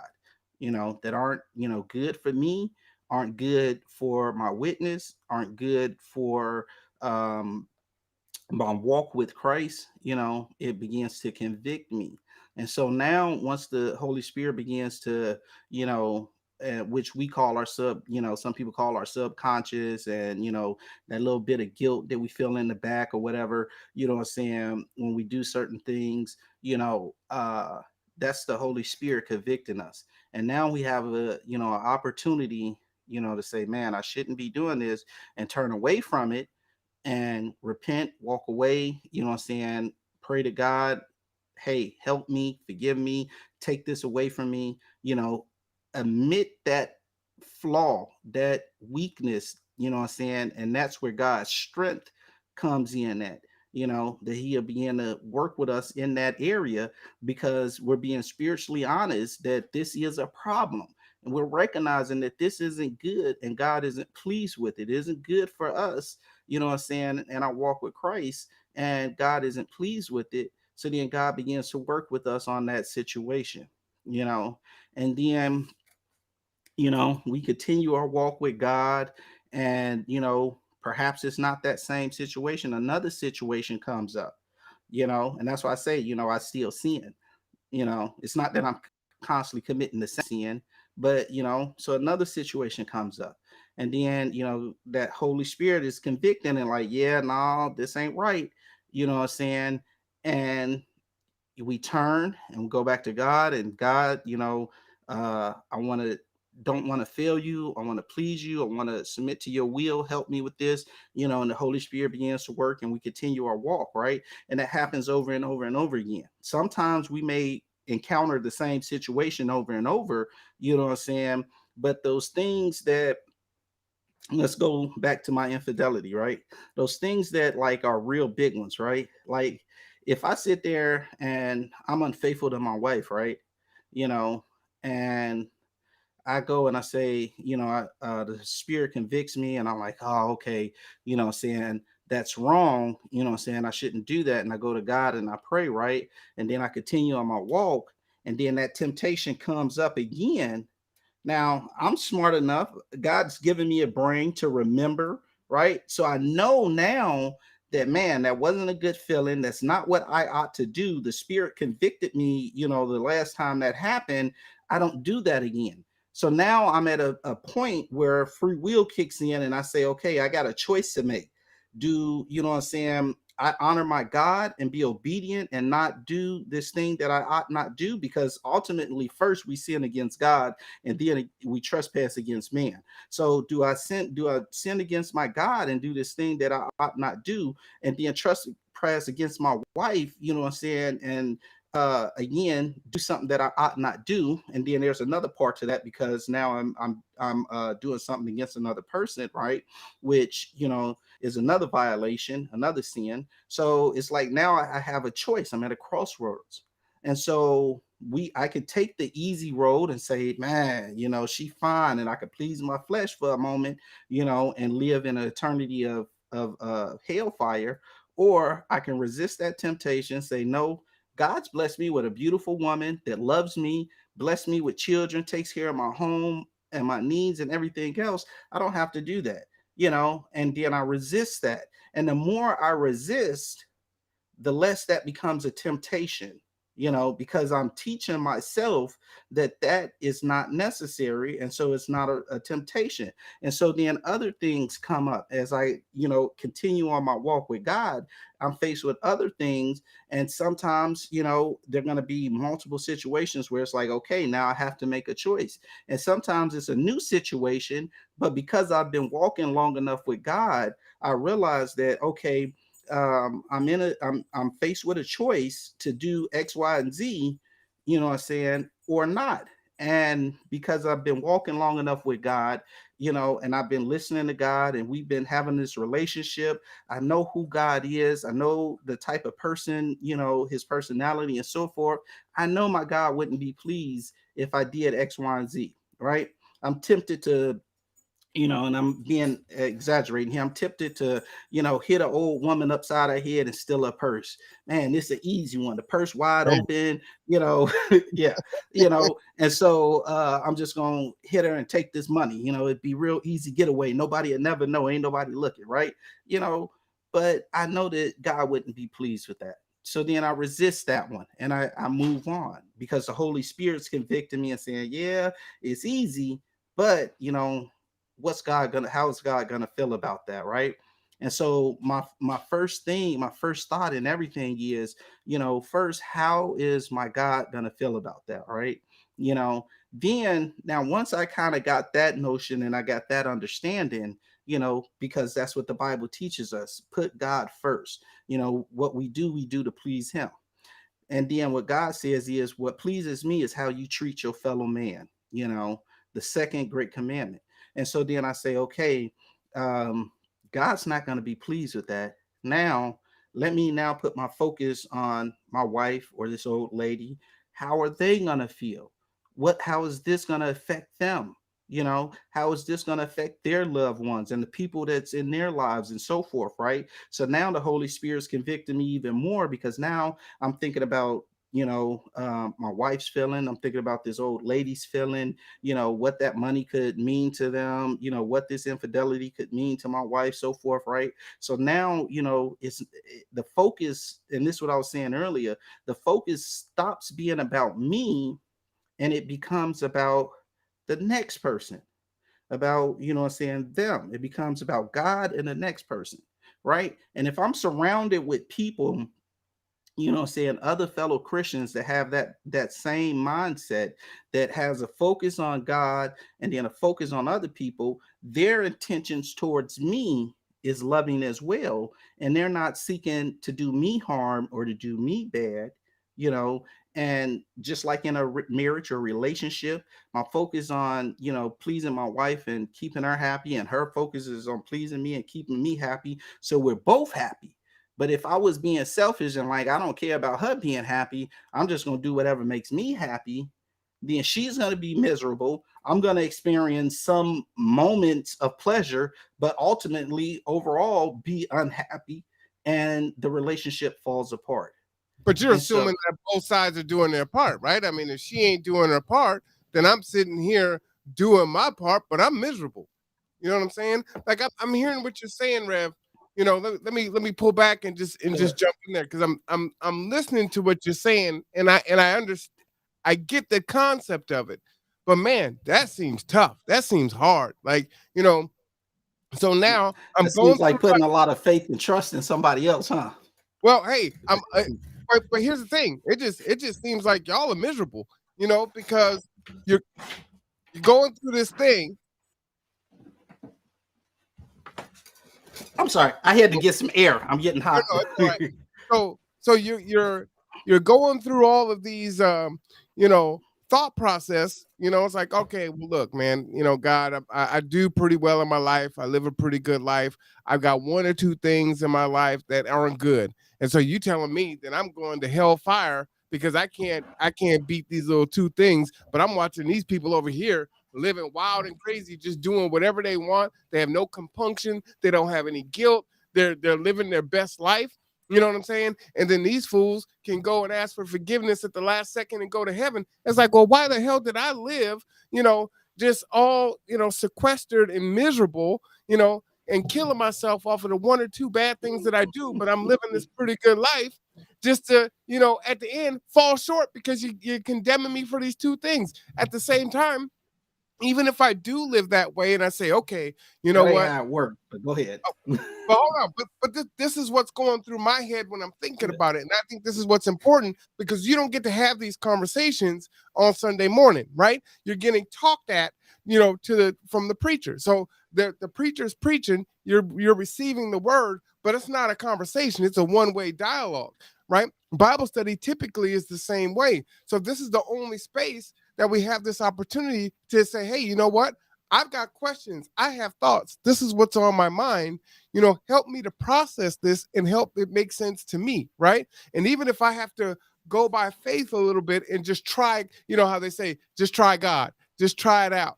Just come on in and try it out. Try it this way for a while. Even if you tried before and you feel disenfranchised now, come back and try it this way and give it a chance, right? And let the Lord work his will in your life, right? If you let it happen.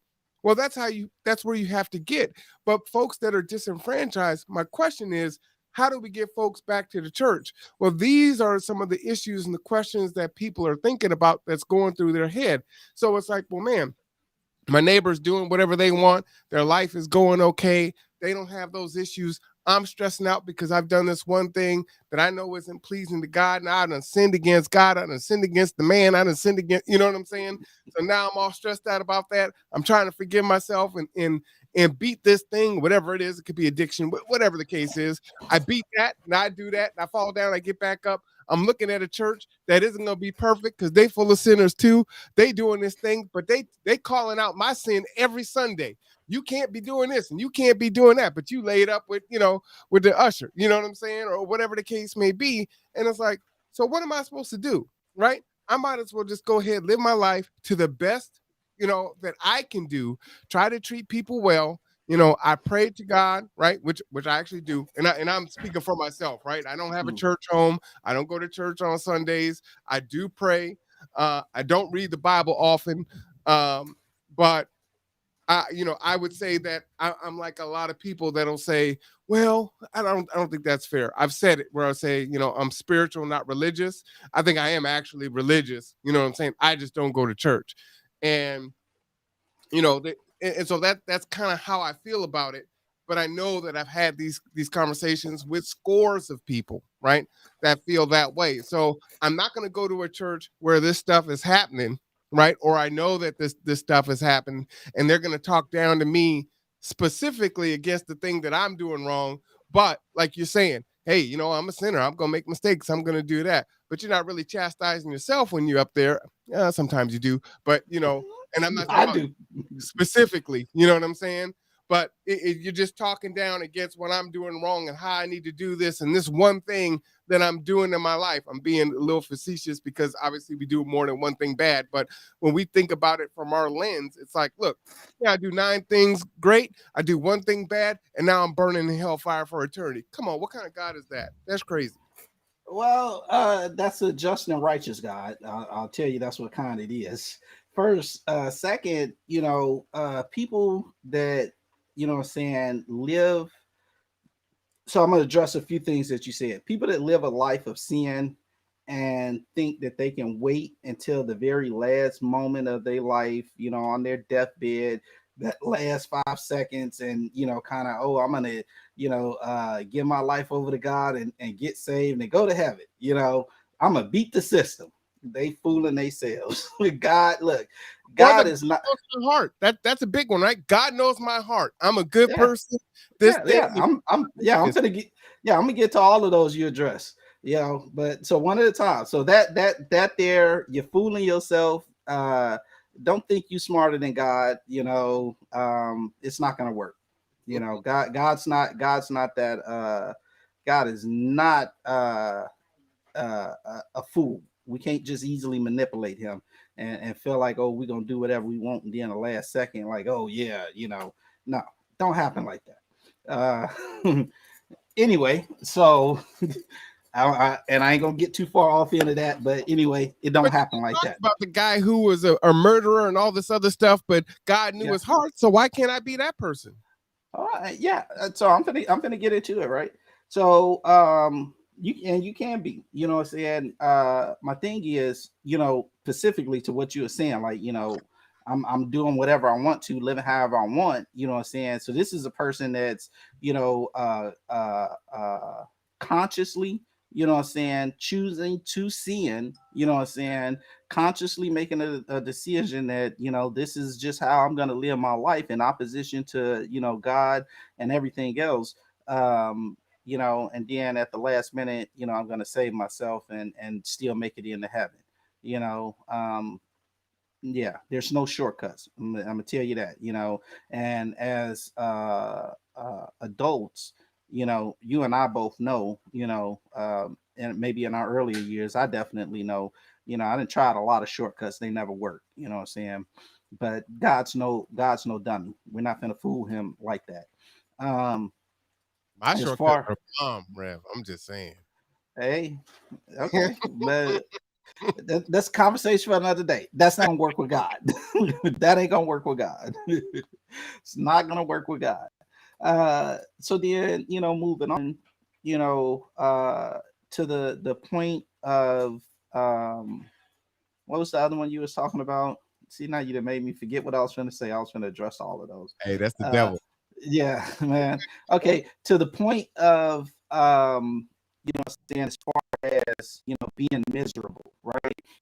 Like if you think that saying being unfaithful with your spouse or hitting old women upside of the head, you're not being able to do those things is living a miserable life, then you need a real checkup. You may be a bit psychopathic, because like who wants to intentionally just hurt a person, right? And that's what it's really about. People think and they may feel like, oh, well, if I become a Christian, life's going to be miserable. I can't do this. I can't do that, and it's not about what you can't do. You know what I'm saying? That's called legalism. That's trying to live by the law.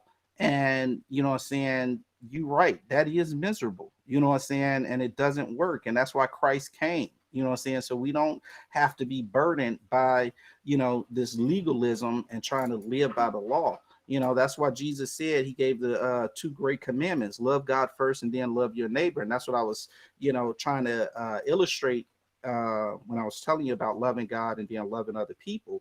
When we have a love for God and we have a love for other people, it X's out a lot. And I'm gonna say maybe it X's out, sin. That's what the Bible says: love covers a multitude of sins.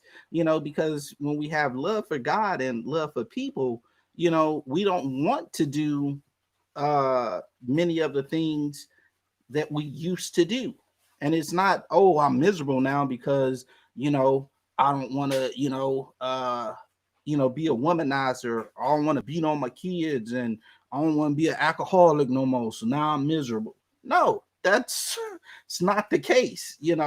And I would argue from my experience, I have a much happier uh life and a much happier experience since I've given myself over to Christ. And since I've, learned to live for God, and to love my neighbor as myself, I have a much happier life, a much, much happier life. I used to be a real angry person, real angry, like whew, temper, bam.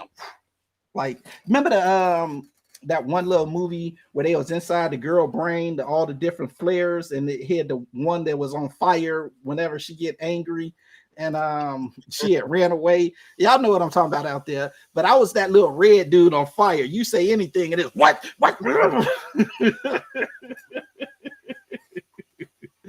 But so life's a lot happier, and it's not a miserable existence. I'm saying, being a Christian, it's not about what you can and can't do.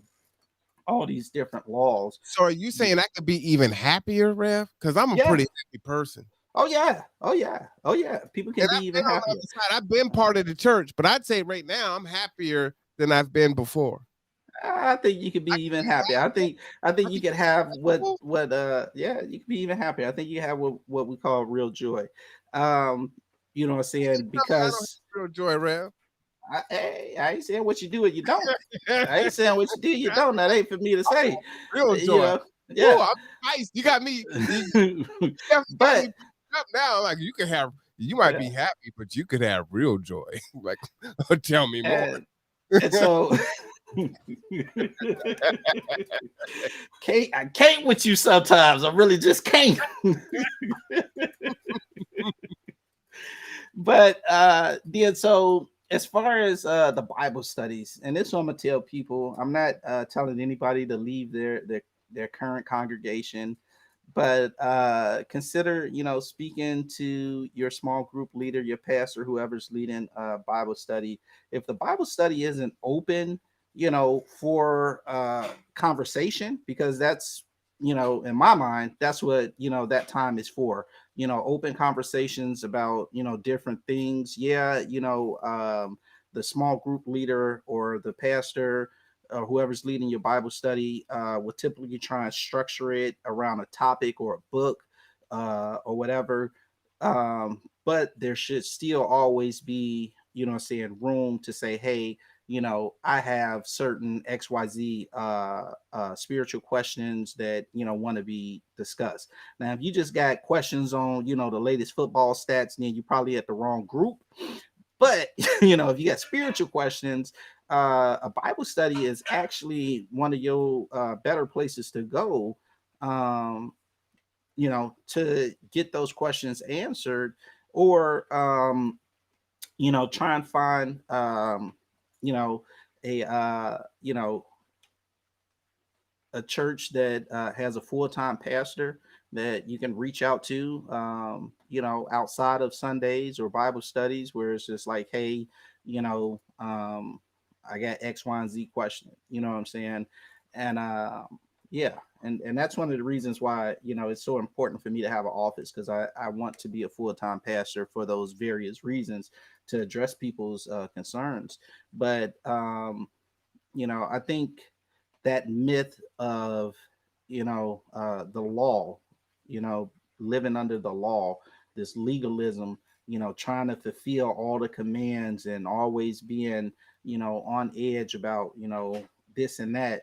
That's not the way uh uh God operates. That's not, saying, why he sent his son here to die for us. It's a bit more complex, but there's some nuances, but it's not about, saying, maintaining the law.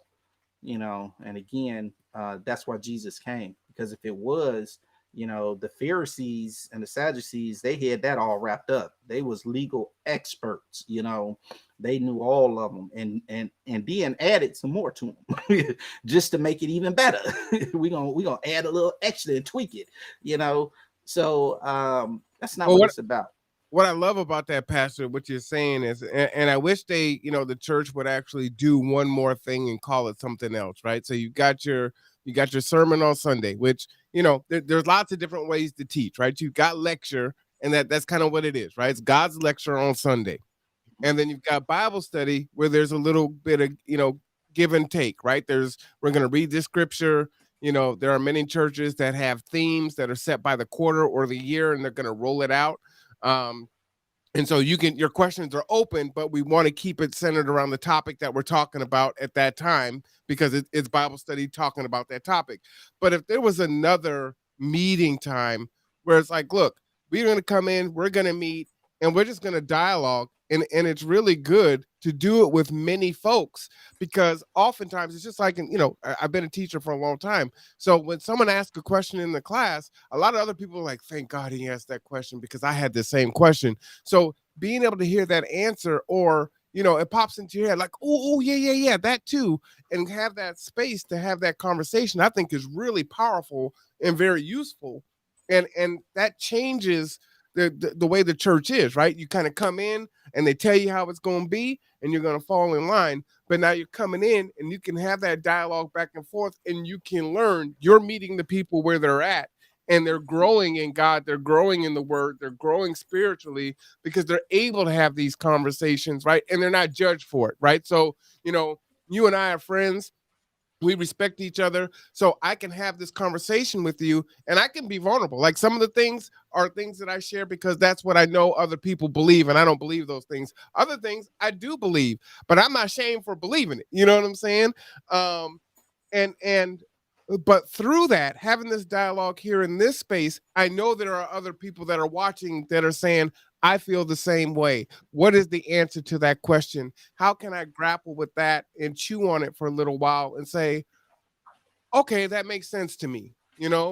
I will come back. I will help to build this church into what I want to see, right? Again, power is taken, it's not given. So find a church, go in and help to build it to what you think is the good positive church, right? So you can get involved. You don't have to feel like you're an outsider when you come in and it's like, I'm just supposed to go and sit on the middle pew or in the back pew, hear the word, tip on out. No, come in, find a church home, get involved, bring your ideas. There are churches like New Horizon that would welcome new ideas, welcome that dialogue and that conversation, and a space to learn and to teach. And I Amen. think that is one of the big ways to bring folks back into the church, and that's the thing that's missing right now. Well, I, what you I I agree with you 100% on all that. I would like to be able to have a time for open discourse, with members, congregants, potential members, whatever you want to call it, with people. Um, uh, but right now, I'm not in a position to do that. And I pray that comes. I actually like the idea, as far as and that's why I say I try and be a full-time pastor, as far as my Bible studies go, yeah, I try and keep them structured around a theme or a book of the Bible, but I don't dissuade people from their questions that may, like I say, as long as it's spiritual, that may not be, in relation to what we're discussing. And, my thing is I can kind of give a short answer, during that space, and I'll say, hey, let me get back to you with something more detailed. And, so then that way, like maybe we could schedule a time to sit down and kind of discuss a issue, or give me a call, and we can kind of discuss that particular question or whatever a little bit more in detail, to the best that I can. I never pretend to know everything, and I never pretend to know the whole Bible, and so if it's a question that maybe I'm not so well versed on, and I know several other pastors that have more time under their belt, it's like, hey, I can direct you to this pastor, and he may can answer that, and I'm the whole point is to lead that person, or get that person to a greater understanding of the word. And so there's other pastors that I know that I trust, that if it's something that I don't feel like I can answer, that I would direct them towards, that may have that better understanding on a particular subject. And I think that So makes you stronger yeah. for it, right? Your willingness to say, hey, look, this one I need to, tag someone in on, right? The person who has an answer for everything is a fool and shouldn't be believed or trusted or followed.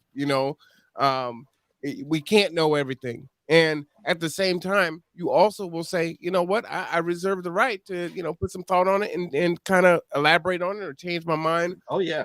or whatnot. So those things are powerful, right? And a lot of times, folks are held up in these leadership positions in the church. It's like, well, I'm the know all be all, and you follow me, and that's it, right? We kind of get lost into that. Oh, that's my pastor and the first lady, and we're giving all this reverence and deference to these folks, Yeah, and we're don't do holding that with me. high. It's like, well, Yeah. that's my pastor seat. What you doing? Pastor got Yeah. to eat first. Yeah. It's like Don't do that. Yeah. before the That kids. yeah. Don't do that with me. Don't do that with me. Please don't. Yeah. And if you're looking for a church home where you can come and worship a pastor, New Horizon probably is not the place for you. I do not want to be worshiped. I am not him. Look, don't go don't go around talking about thus says Pastor Ellington. No. No. Because I'm gonna tell you right now, when you stand before God and you be like, oh, well, Pastor Ellington said, I'll be like, who? Oh, him? Like, nah. I gave you a whole book. What you talking about? You didn't read for yourself? Did you learn how to read? You didn't have somebody read it for you. You didn't listen to it on audio. Like, come on. There's too many options. Don't listen to, don't. It ain't what thus says the pastor. Don't do that one. Not yet. And to be clear, that doesn't mean that you can't give respect, right? Yeah. We're on a first name basis. I could call you by your first name. Oh, I don't yeah. because that's not how I was I raised. don't So care. even though we are, I call you Rev or I call you Pastor, right? Now if it's just you and I, maybe I might use your first name, but it's a thing of, even then I really don't. I very rarely say your first name. I'm gonna tell you, just don't call me late for dinner.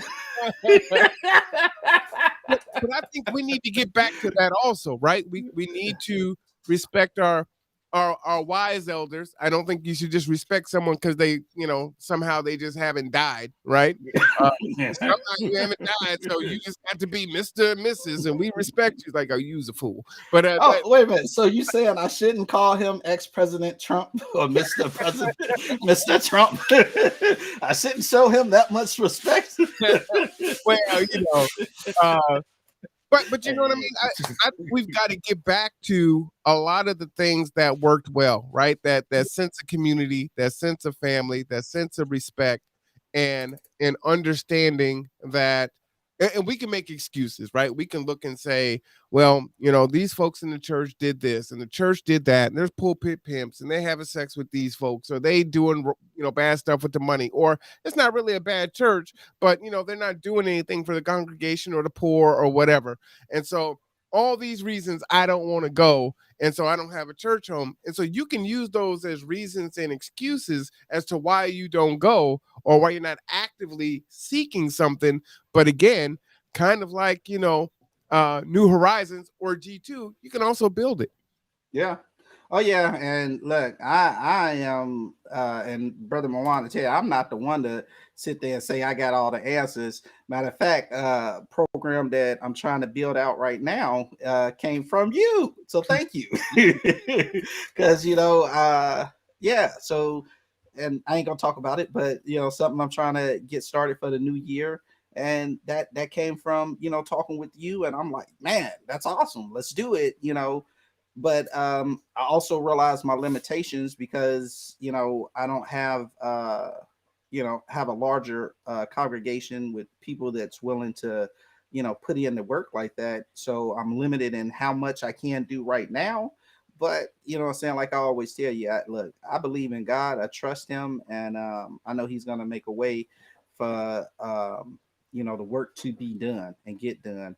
And sometimes some of our dreams that we have, isn't necessarily for us to build, but it's for us to pass on for the next person.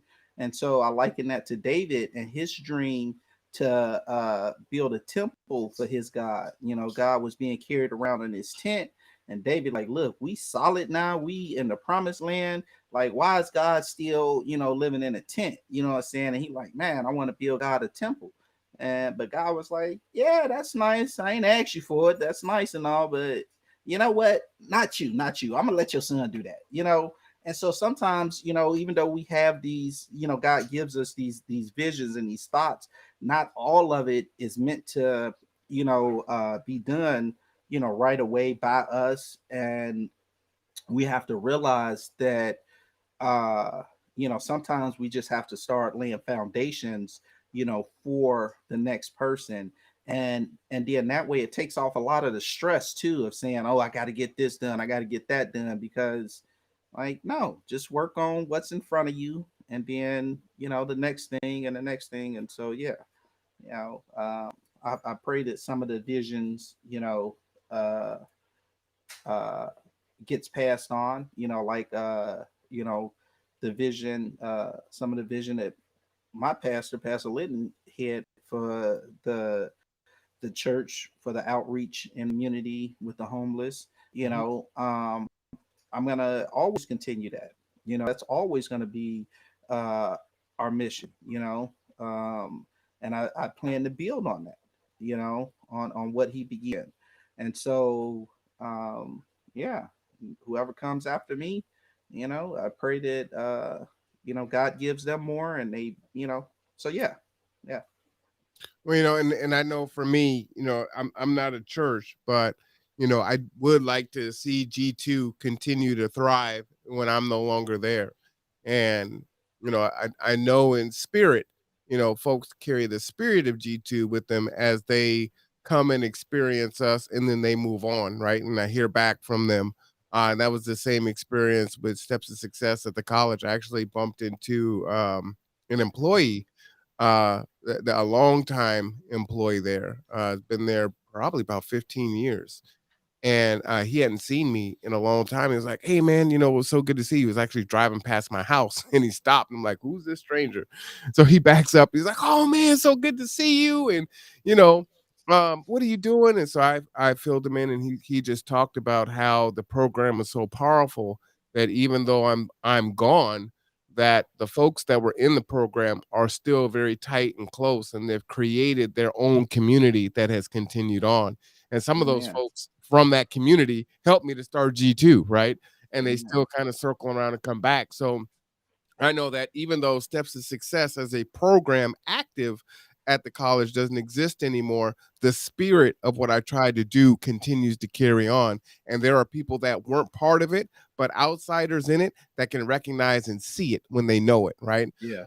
And there was data that shows, if they came through my program, they actually did better than if they hadn't come through my program. So, there's that piece too. So yeah, I get what you're saying. When I build G2, and the folks that have were brave enough to take this journey and say, hey, we will build this thing together, let's go forward. You want it to persist on, no matter how it might morph and change. And what we started was transportation and food and whatnot. We're doing more case management and doing concessions and job training and all these other things that we just kind of let it grow. And then during the pandemic, so many companies went under, right? And we're here, we're this little nonprofit here, and then we got to a position where we're actually, giving other nonprofits and other organizations computers and money and funding people's entrepreneurial goals, like Marlon's Hot Sauce behind me and things like Yeah. that. I put in the You put it, comments. Yes. I got your bottle. Your bottle is here, so I just got to get it.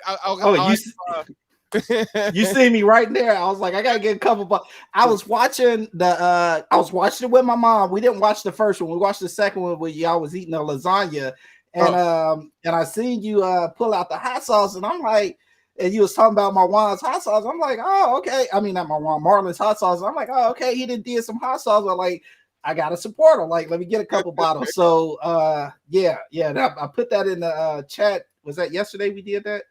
Was it the day before? With the doctor. Was that? Yesterday. That was yesterday. Yeah. So I put it in the chat. I was like, I got to reach out to you and get a couple bottles. So I was hoping he's seen that, but yeah. Okay. No, I'll make sure that you get the bottle. So he's not even giving me a commission. See how folks are. No, I want to support him. So I'm gonna buy 2 bottles because I want to support him. I want that to grow. Yeah. So, he will appreciate that. But I'm glad you had a chance to have mom watch the video. Sabrina loved the lasagna. I sent your mom a picture of my daughter eating the lasagna. Yeah, she told me 2 big hunks of it. I'm like, Layla, you are 10. Where did you put that lasagna? She was like, ooh, daddy, this is good. Yeah, that made my mom's day. She really she loves to cook, and yeah, she loves feeding people. So yeah, that made her day. I'm glad y'all enjoyed it. And that was Sabrina's birthday present. So thank you to mom for that. She really appreciated that, and definitely I always appreciate it for sure. And then Layla got a chance. She got a hold of that cheese and was just like, I was like, you want some more? She was like, let's go. Little be told, I'm gonna tell you this right here, right? That lasagna almost didn't make it out the dough because my kids was like, wait, that ain't for us. Grandma's cooking lasagna and we don't get that. Look, that lasagna almost ain't making out the dough, bro. That lasagna was like 20 pounds, right? That's the heaviest lasagna ever. So I just had the surgery, so there was no way I could carry it. Rob was like, Marwan, this thing's like 20 pounds. He puts it in on the counter and he leaves, right? So it's hot. So I'm smelling it. And I'm like, Lord have mercy. This is her birthday present. What am I going to do? Can I cut a hunk out of this thing? I'm like, I know she brought the steak and the pork chops, but all I see is lasagna. I'm like, you can't. It's her birthday present. You can't cut into her present. Man, just a little nibble. Look, I'm the one that made this thing happen. I deserve a hump of this thing. It took everything I could not to eat a little piece of that lasagna. I was like, can I at least taste it? Good. I let her get the first cut on it. So yeah. No, she really appreciates it. Amen.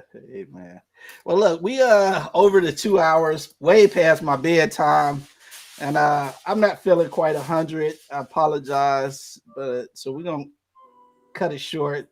Well, that's the end of music. Hey, we didn't get to the video. I know you had other stuff you wanted to present. So what I'm gonna do, so what I decided is Mondays are my off days. But this Monday I'll come on and let you present, and then that way, so Wednesday we'll be ready. So I won't stay for like Monday, I do podcasts on Monday. Maybe we could do it Monday night. Oh, here's Okay. what I'm gonna drop this off to you. This is Buck Breaking by Tariq Nasheed. So I want you to check this out. This is what we're gonna talk about. That's what's on the back, and I'll send you the other video. So I'll have Rob bring this tomorrow with 2 bottles of hot sauce. Okay. And that'll be $17, sir. It's $8.50 per bottle, everyone. If you want a bottle, you can just go ahead and contact us here at the Conduit, and we'll make sure that you get it. And we may even be able to deliver it to you if you're not too far away. I'm gonna shoot you some money right now for it, man. You're gonna shoot me some money? How you gonna do that? With the iPhone, bro. Oh man, the iPhone. I'm Marlon. If you're watching, I'm charging you a commission, partner. You know what I'm saying? Now I'm changing hands. I'm delivering hot sauce. Wait, yeah, it's gonna have to be the. You got Cash App? I do have Cash App. Okay. Let me see if I can phone number. Matter of fact, if you want to donate to G2, you can use the Cash App.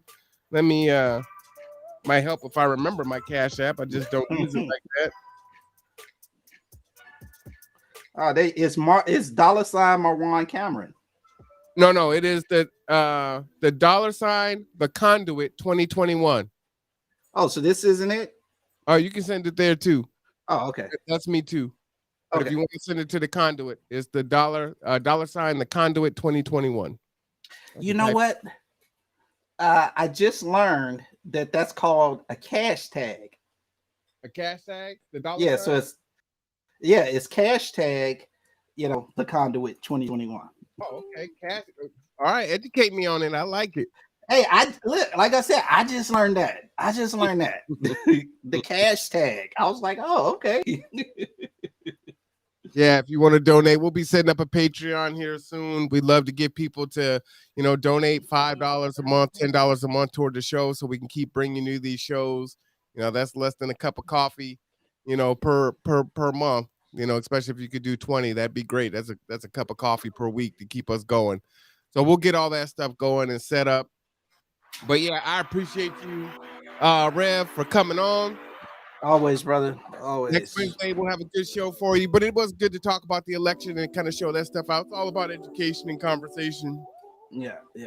Amen. And I heard your alarm go off at 9:30. So, we both got an iPhone. Mine is set for 11, even though I don't listen to it. Like 9:30. Boy, Rev going to bed. He can't even finish Night Rider. Man.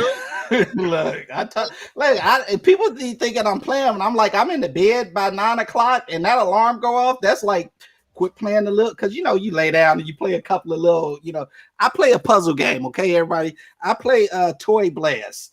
And so 9 o'clock is lay down, and then I get 30 minutes on Toy Blast every night. And then after Toy Blast, either Toy Blast or Toon Blast, one of the two. But lately it's been Toy Blast. This is what I play every night. Oh man, bro. And I'm very far. Look at that level. I'm on level 5,324. So Toy Blast has a whole different connotation for some other folks here that are in the world. Rev, just saying. I can't with you, brother. I just can't. I can't.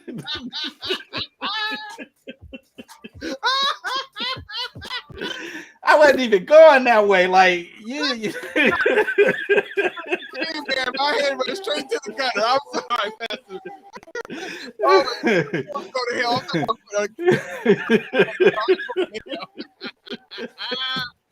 kind of name was David back? It's a little puzzle game, bro. It's innocent. Man.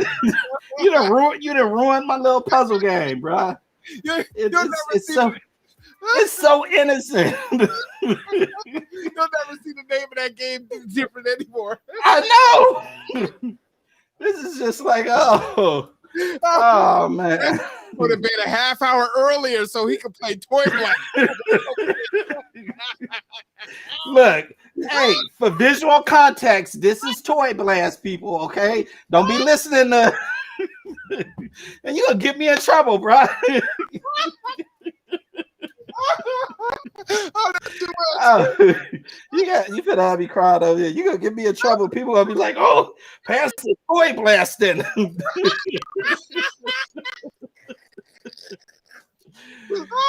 Oh man. Oh man, I'm sorry, man.